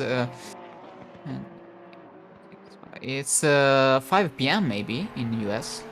And it depends on what coast of the U.S. Let me check. Yeah, I'm just curious. I mean, we are in a pretty balanced part of the race, so we are trying to do something different. I think, by the way, it should be like this. For example, in New York is 5 p.m. You were right. I'm right. Yeah. But if we see on the West Coast, for example, in Los Angeles, it's 2 p.m. So yeah, still a little some hours earlier, at least. So after lunch, and we are basically in the few minutes going to bed. Yeah, for example, Saradov is in the UK, so should be like midnight, right? No, it's earlier.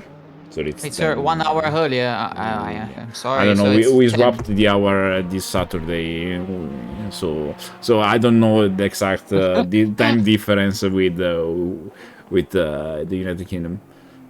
Josie Austin now is closing the gap once again. He's down to the second, 7/10 behind of Boczenska, who defended at first place for a great amount of part of the race.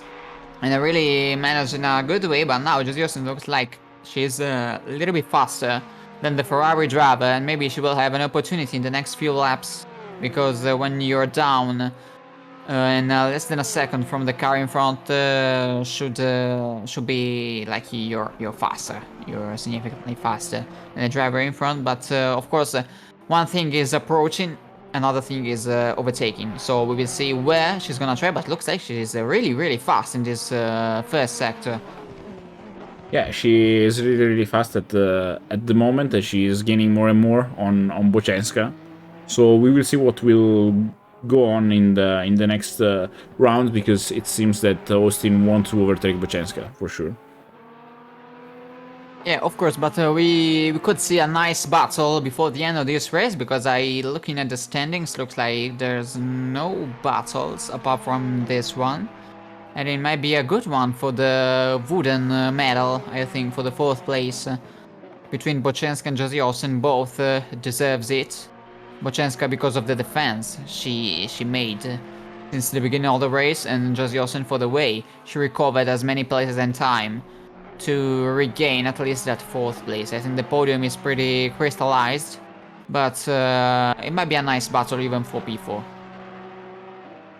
Yeah, it will be an interesting battle, because now they are closer and closer, so they're following more and more. Probably Boczenska with the Ferrari, which has a better top speed than the Porsche. But in the meantime, Ator made a mistake. He destroyed the car on Rouge, and that's very bad, because she's in the beginning of the lap, and probably will have a lot of damage, and it will be very hard to stay in that condition for half an hour. Yeah, and the front part of the car is completely destroyed, so we will see if she will have to make another pit stop to fix the car. She has 24 seconds of advantage on Rhea Palmer for the 3rd place, but of course half an hour in this condition is very difficult, and she's going slow, I think, not so quick. She lost a second in the first sector. We will see that then the next part of the lap how the car will perform, but of course not what she wanted. And this might be an opportunity for Boczenska and Josie Austin to fight for the podium, actually. Yeah. Now Arthur, if she had to make a pit stop, she will probably end after Camoriano for sure. Probably, I don't know if she can get out of the pit before Lee, but for sure after Camoriano, without any doubt. And we will see if she will get into the pit lane, because it's also obviously so very, very long, and it will be very difficult for her to recover now that we are getting till to the end of the race. Yeah, she lost 4 seconds. Oliato in the last lap, so yeah, I think she's gonna have to pit to... I don't know actually what is the right thing to do, because you might try to defend till the end of the race, but if you lose 5 seconds per lap, she's gonna be out of the top 10, or maybe out of the top 5. Yeah, for sure. Now I think it's better for her to get back into the pit, repair the car, because that's the only thing you can do. It's basically impossible to proceed in that way, but let's see if she is getting into the pit at the moment to repair the car. Ooh, huge moment for the race, and they don't even know they are fighting not for P4 but for the podium. Josie Austin and Boczenska, who are currently too concentrated on the bagarre, but they don't know they are fighting not for P4 but for P3, and this might take the battle on another level of aggressiveness, of maybe also hunger, because they will be more hungry to take that place. We will see where Oliato will come out of the pit or the pit lane. Of course, she is in 5th place, and she's going there. Maybe she's gonna be just behind these 2 drivers. No, okay, she's still slow. So I don't know. Maybe she will have an opportunity to catch up, but no, she has stopped once again. So I don't know where she's gonna come out. Yeah, probably she's gonna come out a little bit before, but she is still in the pit zone, so she's repairing the car now. It will be very hard and for her, and that for sure after an hour and a half of race is not the place where you want to be. No, of course, we said at the beginning if the length of the race would have put some drivers to make a mistake, and we have seen just at the end that Oliato couldn't keep the pressure on because of, well, let's remember that they are driving more than 1 hour and a half, so maybe the concentration is gone or is less than the beginning, and the mistake is around the corner, so we can understand Oliato is 37 seconds of pit stop. Yeah, maybe she's gonna be also behind Pierce. It's incredible. Yeah, she is also behind Witcher, which has made a great recovery till P7 at the moment, and probably she will try to catch Lee, because she's basically running 1 second faster than her, and she probably could attack the 6th position. Then it will be basically impossible to get to the 5th of Chiara Camoriano without any mistakes by the other driver. Yeah, I think even less, to be completely honest. It's very difficult to regain so much time, but here we are once again with Josie Austin and Boczenska, with Austin, who goes again wide.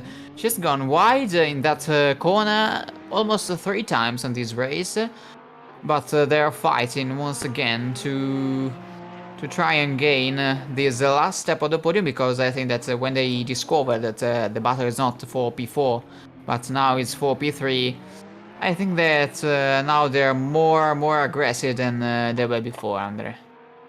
Yeah, now they'll have 23 minutes till the end of the race, so it's not over yet. It's a kind of bit of long time, because we have seen the sprint races that were more or less this time. and we will see how it will end with Bochenska, that now it seems to have found a little bit of pace to don't let Austin getting closer to her. Yeah, I agree with Austin, who lost a little bit to Bochenska, so I'll make a little swap because we are waiting for Antonio. Antonio, dove sei? Ti stiamo aspettando per l'Antonio Canta, mancano 22 minuti al termine, siamo in una fase piuttosto tranquilla della gara, quindi noi stiamo appena scende la notte, appena scende la notte non Aspetta, scenderà. Aspetta, guarda, è scesa la notte, Anto, vedi, tutto buio. A posto, vieni. Ok, torniamo con le immagini sulla gara, che è meglio, dai. Attenzione perché Austin adesso ha ripreso un po' di margine nei confronti di Bochenska, perché è riscesa sotto il secondo. Si trovano a 7 decimi l'una dall'altra. Tra l'altro, a questo punto, considerando anche l'errore di Olia Ator, che era saldamente in seconda posizione, Saradova adesso rifila 1 minuto e 7 secondi a Rea Palma. Sì, ha fatto seconda parte di gara incredibile, per sta girando veramente un secondo, quasi 2 secondi a giro più veloce della prima delle sue avversarie, che è in questo caso Rea Palma, che comunque non sta facendo una brutta gara, anche perché sta dando un buon distacco a chi le è dietro, però comunque sarà dove bisogna dire che ha fatto un grandissimo lavoro, come sempre l'abbiamo visto fare in questo campionato. Esatto, intanto attenzione perché Austin è molto vicina, potrebbe provare già qualcosa nei confronti di Bochenska proprio qui alla staccata di curva 1, probabilmente si accoderà per cercare di prendere tutta la scia nei confronti della pilotessa Ferrari, per magari sfruttare l'accelerazione e prendersi tutta la scia andando sul rettilineo principale che segue una delle curve più pericolose nel mondo del motorsport che andiamo ad affrontare adesso, la famosa Eau Rouge. L'abbiamo nominata tantissimo questa sera, ma sembrerebbe essere un po' lontana. Josie Austin, forse le manca qualcosina in più in termini di velocità di punta, forse. Sì, che è il punto più, diciamo, di svantaggio per la Porsche, che ha una grande accelerazione, ma dopo perde in velocità di punta, a differenza della Ferrari, che ha un gran motore, qua addirittura un lungo per Austin, che va larga. Adesso deve stare attento a non commettere errori, perché è anche difficile rientrare in pista. Questa sera ha fatto 2 controlli incredibili. Josie Austin ne ha fatto uno a metà di gara e un traverso incredibile. Anche adesso un controllo bellissimo della pilota Porsche. Grandissimo lavoro. Questo però non ha favorito chiaramente la lotta, perché adesso il distacco sale a 2 secondi tra lei e Bochenska, pilota numero 997, che conquista l'ultima posizione del podio. Intanto viene vinto da Camoriano il sondaggio di chi finirà secondo nella classifica finale. Onestamente la vedo un po' difficile, perché al secondo posto c'è Rea Palma, che è seconda anche nella classifica di oggi della gara. Camoriano è quinta, per cui hanno praticamente gli stessi punti. Rea Palma e Chiara Camoriano, solo uno a favore di Rea. Per cui se non succederà niente a Rea stessa, penso che sarà improbabile questo risultato. Però Guarda, chiaramente hanno appena riscattato un paio volare i gufi, quindi stai andando molto pesante, te lo molto dico. bene, non l'avevo neanche visto. Non l'avevo neanche visto, quindi chiedo scusa, non era mia intenzione.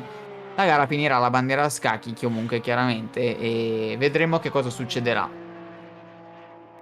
Sì, la gara comunque non è ancora finita, mancano praticamente 20 minuti.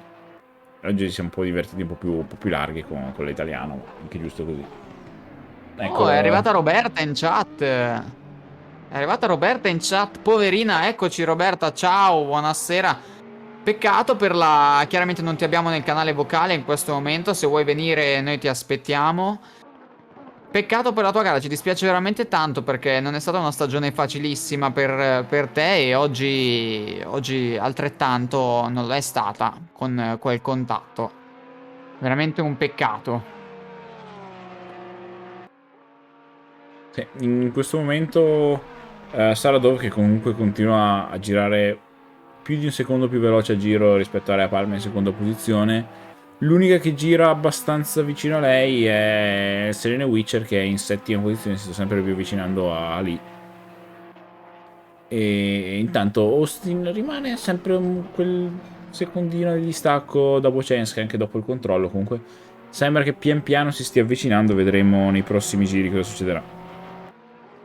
Sì, è molto vicino. Attenzione a Josie Austin che si è ripresa tutto il distacco che aveva perso. Si lancia all'interno adesso di Bocenska per riprendersi la terza posizione. Allora lo conquista lei, l'ultimo gradino del podio. Iniziò anche a perdere un po' di voce. Effettivamente dopo 2 ore di telecronaca è anche normale, non avevamo mai sperimentato una cosa del genere. Ma comunque si prende la terza posizione la pilota Porsche ai danni della pilota Ferrari 997. Adesso il podio è cambiato. Vediamo se avrà la possibilità Bocenska di rispondere nei prossimi passaggi. Intanto vedo che abbiamo Roberta in chat. Ciao Roberta, ci senti? Ciao ragazzi, buonasera a tutti. Oh, buonasera. E... Cosa è successo questa sera? Allora, abbiamo visto una partenza particolare, non una qualifica brillante, ma stavi facendo una rimonta incredibile in gara. Infatti avevamo visto che avevi la possibilità di lottare per la seconda posizione, poi hai commesso un errorino. Forse lì hai avuto un danno perché ti abbiamo visto poi perdere ulteriori posizioni. Infatti sei entrata in bagarre con... era... Austin.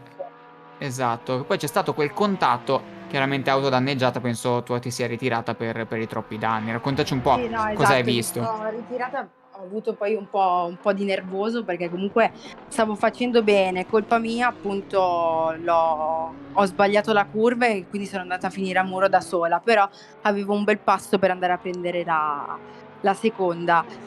Poi appunto con la Austin è successo quello che è successo, mi è venuto il nervoso e già io avevo il nervoso per via delle qualifiche perché avevo un ottimo tempo da qualifica, ma a causa problemi di disconnessione non sono riuscita a chiudere il tempo perché durante comunque le qualifiche qua abbiamo avuto problemi di disconnessione dal server. Sì, anche noi li abbiamo avuti, quindi Ecco. penso sia stata un po' una cosa generale.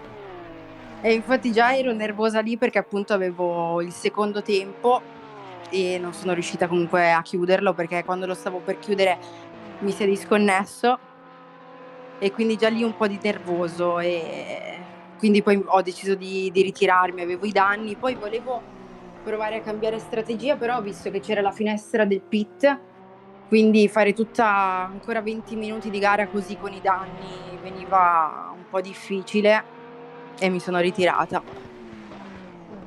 Esatto, era un po' quello che avevamo visto anche noi. È un vero peccato perché per gran parte della stagione tu hai dimostrato in qualifica di avere un passo veramente molto veloce, spesso e volentieri per la seconda posizione. Intanto scusami un secondo perché Selene Witcher si prende la sesta posizione ai danni di Lee e si mette ora all'inseguimento di Chiara Camoriano. Vediamo se avrà la possibilità di rispondere lì adesso. Ancora una volta sul rettilineo principale vanno insieme a Oruge. Ancora una volta si prende la scia della pilota Porsche là davanti, numero 66, Selene Witcher, scusate, Natalie Lee, che però è leggermente lontana, quindi potrebbe non avere la possibilità di rispondere. Comunque scusa Roberta, stavamo dicendo che tu hai avuto per gran parte della stagione un grandissimo passo, soprattutto in qualifica. Purtroppo ti è sempre capitato qualcosa in gara, non hai mai avuto la possibilità di concretizzare. Oggi poteva essere la tua rivalsa, purtroppo non è stata così, però lasciati dire che l'abbiamo vista la tua velocità, abbiamo visto qual era il tuo potenziale e la classifica comunque non rispecchia il livello che hai dimostrato di avere quest'anno. Grazie ragazzi. Sì, beh, diciamo devo lavorare un po' di più per quanto riguarda il passo gara e avere un passo diciamo più costante, evitare gli errori e poi per il resto a livello di qualifica ci siamo, come dite anche voi. Il punto è il passo gara. Poi vabbè, c'è da dire complimenti alla Saradove perché lei è irraggiungibile. Sì, comunque anche in questo campionato comunque ha dato l'opportunità, penso, a tutte di fare progressi, di avere l'opportunità di magari anche di migliorare, di testare qualcosa in un ambiente comunque sì competitivo, però diciamo un po' più di nicchia, dove magari non si veniva senza troppa pressione addosso, dove tutte potevate dare la vostra opportunità per il campionato. Ovviamente Saradova ha fatto un grandissimo lavoro, però comunque anche dietro eravate tutte molto, molto vicine. Sì, eravamo tutte molto vicine, poi comunque anche complimenti alla Rea perché ha fatto davvero un bel campionato, come anche la Chiara Camoriano perché hanno fatto tutte e due davvero un bellissimo campionato, tant'è che appunto stasera sono lì che se la battagliano per il secondo posto in campionato. e vediamo chi avrà la meglio. Esatto, sicuramente la battaglia per la seconda posizione è ancora aperta, anche se virtualmente sembrerebbe Rea averla difesa molto bene per la posizione in cui si trova, ma dato che hanno fatto volare i gufi prima, mentre lo stavo dicendo vorrei evitare di ripeterlo. Intanto abbiamo visto che è rientrato anche il nostro Antonio. Ciao Sì, sono entrato Antonio. per salutare Roberta, che è veramente sfortunata. Ciao Antonio. Ciao Roberta, hai fatto un grande campionato che non ti ha reso giustizia, veramente, è stata veramente sfortunata. Un pochettino, colpa anche mia per molti errori, però sicuramente ci sarà l'occasione di rifarsi al prossimo campionato. Sì, secondo me avevi le calamite. Dove finiva fuori qualcuno arrivava addosso a te in questo campionato. Tu dici ho le calamite per attirare i guai. Sì, mi ricorda qualcuno questa cosa qua. Dove c'è un guaio ci sei in mezzo, cazzo. Però brava, veramente brava, complimenti. Grazie Antonio, grazie. Ragazzi, qua stiamo arrivando alla fine del campionato. Sì, Antonio. Esatto, qualcuno ha anche ha riscattato qualcosa, quindi ora sei qui. Ho visto i gufi volare. No, prima dei gufi, Antonio. Non so se vuoi Prima fare dei un gufi, duetto la con foto, Roberta, non so, Hanno magari. riscattato un Antonio Canta e ormai che sei qui non puoi più andartene. No, Antonio si vanta. Poi c'era la foto di Sara in piscina eventualmente. È successo qualcosa al server, forse? Non è la prima volta questa sera che abbiamo questi problemi, appunto lo dicevi anche tu Roberta prima. Saltato. Sì, abbiamo avuto molti problemi, ma noi avevamo già avuto problemi prima che ci fosse il server di gara, avevamo avuto una disconnessione nel server di prove libere. Poi nel server di gara, nel momento delle qualifiche, abbiamo avuto diverse disconnessioni e pensavamo che fosse un problema generale di tutti. Invece a quanto pare è stato un problema mio e di Chiara e forse anche vostro, però vedevo che le altre ragazze poi continuavano a girare. Ah, ok, infatti perché è successo 2 volte in qualifica, poi siamo riusciti a sistemare, o meglio la regia è riuscita a sistemare il tutto. E adesso sembrerebbe essere riaccaduto. Sì, sto cercando di risistemare, adesso vediamo. Okay. Adesso qua mi dicono che il problema ce l'avete voi perché sono tutte in pista che girano. Sì, sono rientrato e adesso dovrebbe ritornare le immagini a breve. Quindi dovremo avere il gioco. No, che tra l'altro voglio dire è giusto così perché Eccola. al finale del campionato ci voleva come dire, eccoci qua, siamo già in macchina di nuovo, guarda che velocità, ragazzi. La nostra regia è insostituibile. No, ma Grandi non c'è proprio partita. Allora facciamoli questi complimenti al nostro Andrea Fretti Sì, che davanti alle difficoltà, le difficoltà hanno paura di lui ormai. Sì, Ragazzi, ma tra l'altro stasera la diretta non doveva essere fatta qua da Vercelli? Avremmo dovuto, sì, però purtroppo abbiamo avuto un sacco, infatti Massimiliano non gli ho neanche scritto, ma era veramente impossibile. Ma qualcosa ci stiamo inventando, purtroppo questa sera non era possibile. No, vabbè, l'abbiamo immaginato che comunque tra un impegno e l'altro. Sì, però... Noi siamo qua, quando volete vi aspettiamo. Volentieri. Sì, mi porterò quello che è più vicino, che suppongo sia Edo, e gli faremo provare un simulatore. Urca. Finalmente non si lamenterà che il PC gli crasha. Fa una gara con Roberta. Tra l'altro Roberto, ho visto il tuo hot lap con l'Abarth, sei andata fortissimo anche lì. Grazie. Bravissimo, brava. Non ai livelli di Mangano, però sì. Vabbè, piano, però ho visto che i primi 2 giri a Nürburgring, insomma, sei stata lì. Sì, quello sì. Beh, direi Edo che noi ci ritiriamo, lasciamo fare tutto da Antonio e Roberta. È stato un piacere. Alla prossima. Ma no, ma ci stiamo conoscendo adesso. Pure lì, non preoccupati. Tu devi cantare, Antonio. C'è una delusione. Forza, dai, non perdiamo tempo.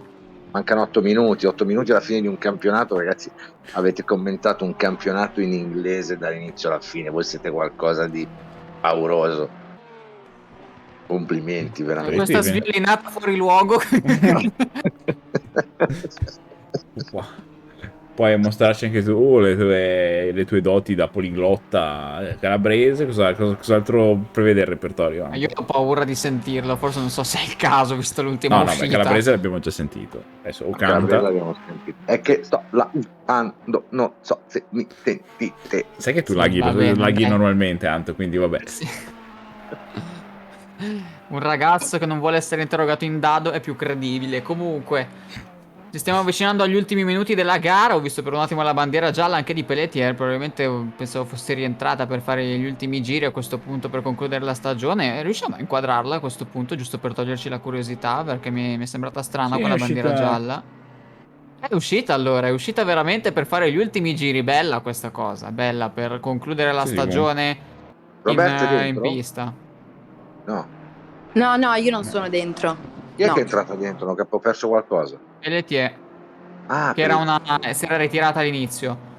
Ah, È rientrato probabilmente per fare gli ultimi giri, concludere la stagione in pista. Infatti fa un po' di difficoltà nel controllare la vettura. Forse ha perso un po' lo smalto o trova una pista differente anche rispetto a quella che aveva lasciato, perché il sole è sceso alla fine. Non è notte, ma non lo vedo più. Quindi probabilmente è tramontato. Quindi temperature anche differenti, tracciato diverso. Magari qualche difficoltà in più rispetto a quando ha lasciato la pista, insomma. Per il Comunque resto direi volevo che dire- battaglie quasi chiuse, Andre. Sì. Dai, Anto, dica. Volevo Anto. dire una cosa, che rispetto agli uomini, no? Per esempio ho visto prima, non so se era la Fire, non so come si pronunci il cognome, ha fatto praticamente un giro contro i muri perché la macchina Esatto, non girava sì. più e ha portato la macchina ai box. Sì, quello che stavamo dicendo, non ha voluto ritirarsi, comunque ha voluto finire comunque la gara e questo le fa onore, perché abbiamo visto anche in altre gare, in altri campionati anche Cioè, noi blasonati, dove uomini non l'avevamo mai fatto. dopo un errore si sono praticamente subito ritirati. Intanto Pelletier torna ai pit, ha fatto quella scampagnata in pista e dopo ho detto basta, per oggi ho Voleva dato. farsi inquadrare. Quindi classifica del campionato credo che stia arrivando la Saradov prima, no? Sì. Saro dove era già prima e adesso Rimane praticamente seconda per la terza posizione. Invece, buttiamoci un occhio, ma c'era Chiara Camoriano 447 con Witcher subito. Se la stanno giocando Camoriano e Witcher, solo che Celine è molto più indietro rispetto a Chiara. Era già in vantaggio Chiara, quindi sì, dovrebbe mantenere lei la terza posizione se dovessero arrivare così al traguardo. E seconda, scusami? Rea Palma, Ah, che è un seconda podio anche quasi oggi. italiano, dai. e quindi il marito di Rea sarà contento che ci segue sempre anche lui durante le sue gare. Ma anche il marito di Sara, che è il buon Massimiliano, nonché proprietario del centro simulazione di Vercelli, quindi saranno contenti entrambi i mariti. Credo proprio. Sì, dico io per Massimiliano che è contento, come sono contenta anche io per Chiara. Molto molto bene, sì. Sì, ha fatto veramente un bel campionato, Chiara. Tra l'altro Edo, sai che loro hanno sul simulatore è dinamico, quindi non è una cosa semplicissima poi guidare su quei simulatori perché comunque si muovono. Bellissimo, bellissimo. Sì, deve essere una bella esperienza. Non farmi sentire l'odore della carne che poi... No, ma ci andiamo, promesso. Massimiliano è stato e Roberta sono stati molto Signori, ospitali. fate la clip subito. Tanto Edo Sì, esatto. se fa schifo sul simulatore senza movimento, si fa schifo su quello del movimento, non è un problema fare schifo.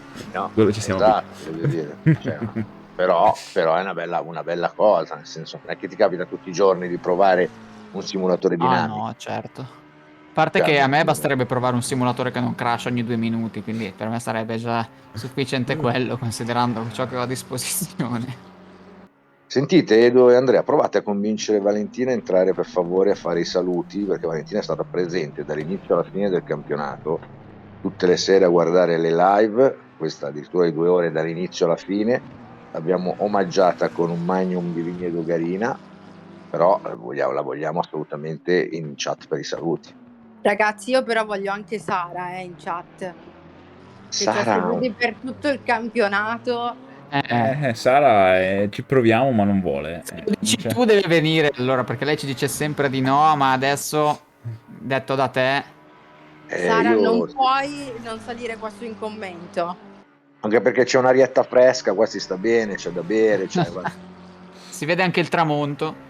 si vede il tramonto qua da Réunion, qua si vede tutto. Toby, ti voglio bene, tanto bene, ma no, niente, Sara proprio niente, non c'è verso di convincerla. no, Sara è un politico, Sara, niente. Vediamo.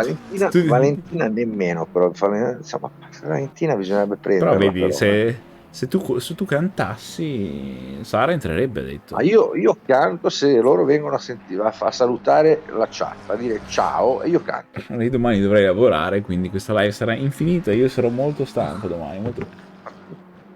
2 minuti al termine, 2 minuti al termine. Comunque alla fine di una stagione incredibile, direi dopo sul finale di switchare l'ultimo giro in inglese, sì, dato che è il campionato internazionale, per dare spazio anche alla vincitrice che non è italiana, quindi immagino che sia giusto anche dare spazio alla lingua principale.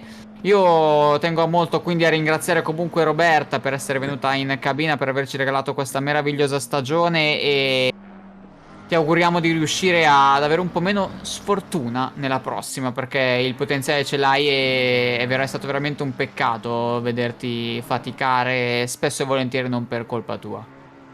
Speriamo appunto nel prossimo campionato che andrà meglio, e grazie a voi per avermi dato l'opportunità di salire qua sul commento, e un in bocca al lupo a Chiara e a questi 2 minuti che mancano alla fine della gara e del campionato.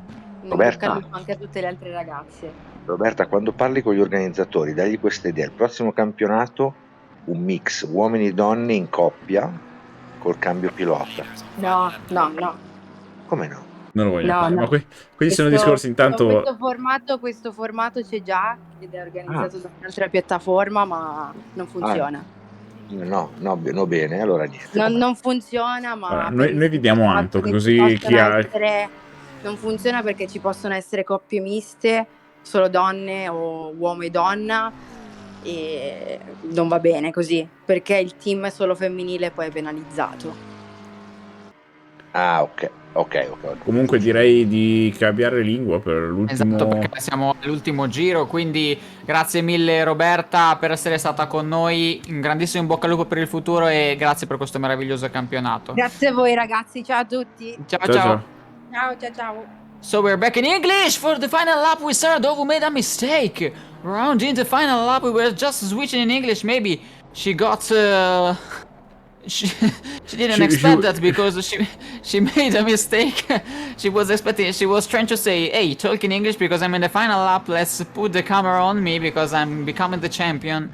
And luckily she had an advantage on Rhea Palma by 70 seconds, but this is gonna be a very difficult final lap for the championship leader of the Women's Championship 2022. We had the possibility to talk to Rhea Palma, Roberta Lesca, one of the drivers who were retired at the beginning of the race. Thank you for your disponibility right here.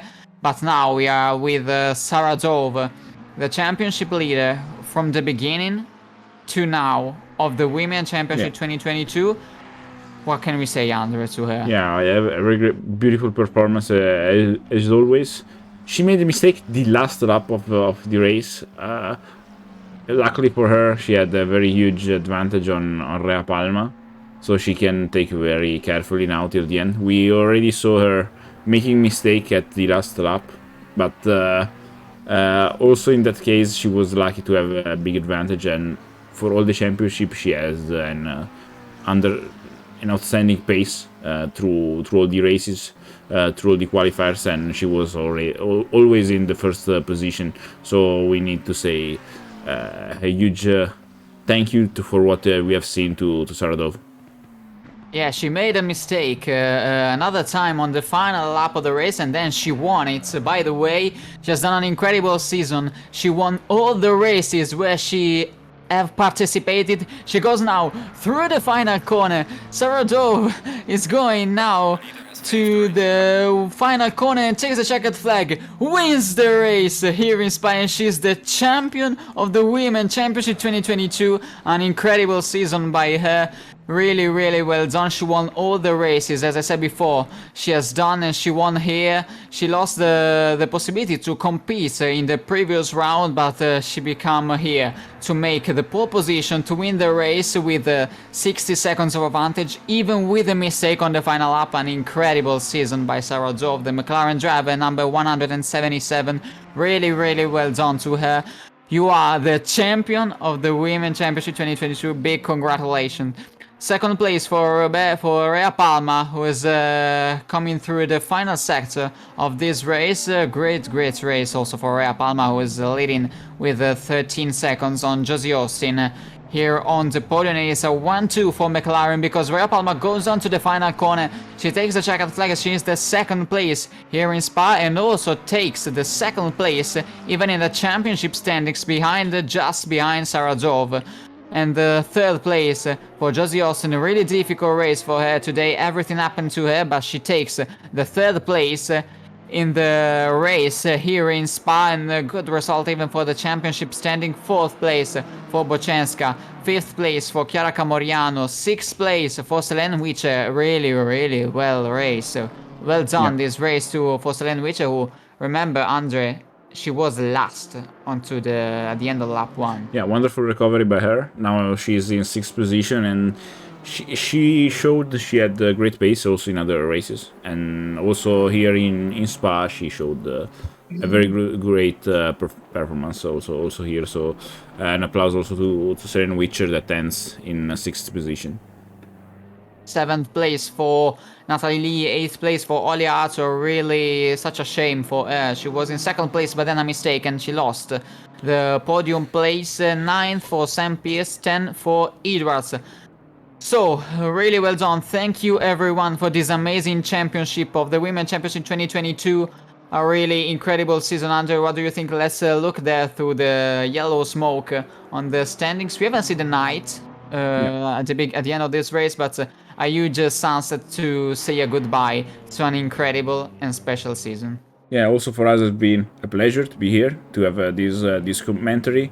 Unfortunately, we have some technical difficulties for the interviews, so we won't have the interviews for tonight, but we say a huge thank you for all the drivers, and we hope to see you again in the following championships. So Edo, if you want to also say goodbye to our viewers. Yeah, thank you everyone for following us from the beginning to the end. A really incredible season from all the drivers who try to compete and let us entertain from the first race to the last one. I really enjoyed this experience to comment in English, not my main language, to comment a championship with only female drivers. I really enjoyed it so much, so really thank you to everyone. See you on the next time. Thank you. And goodbye.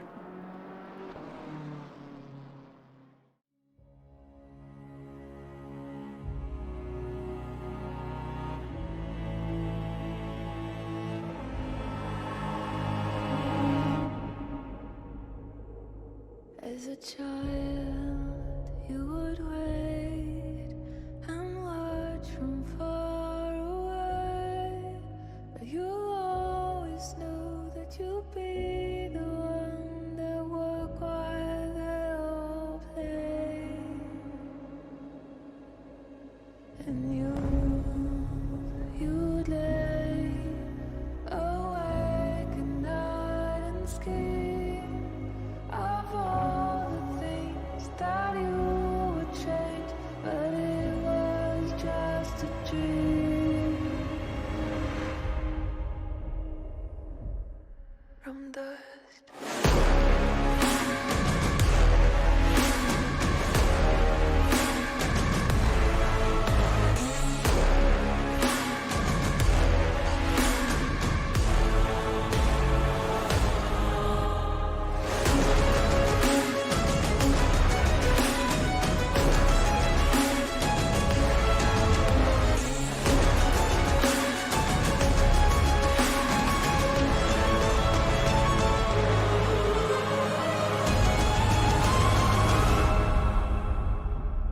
From dust.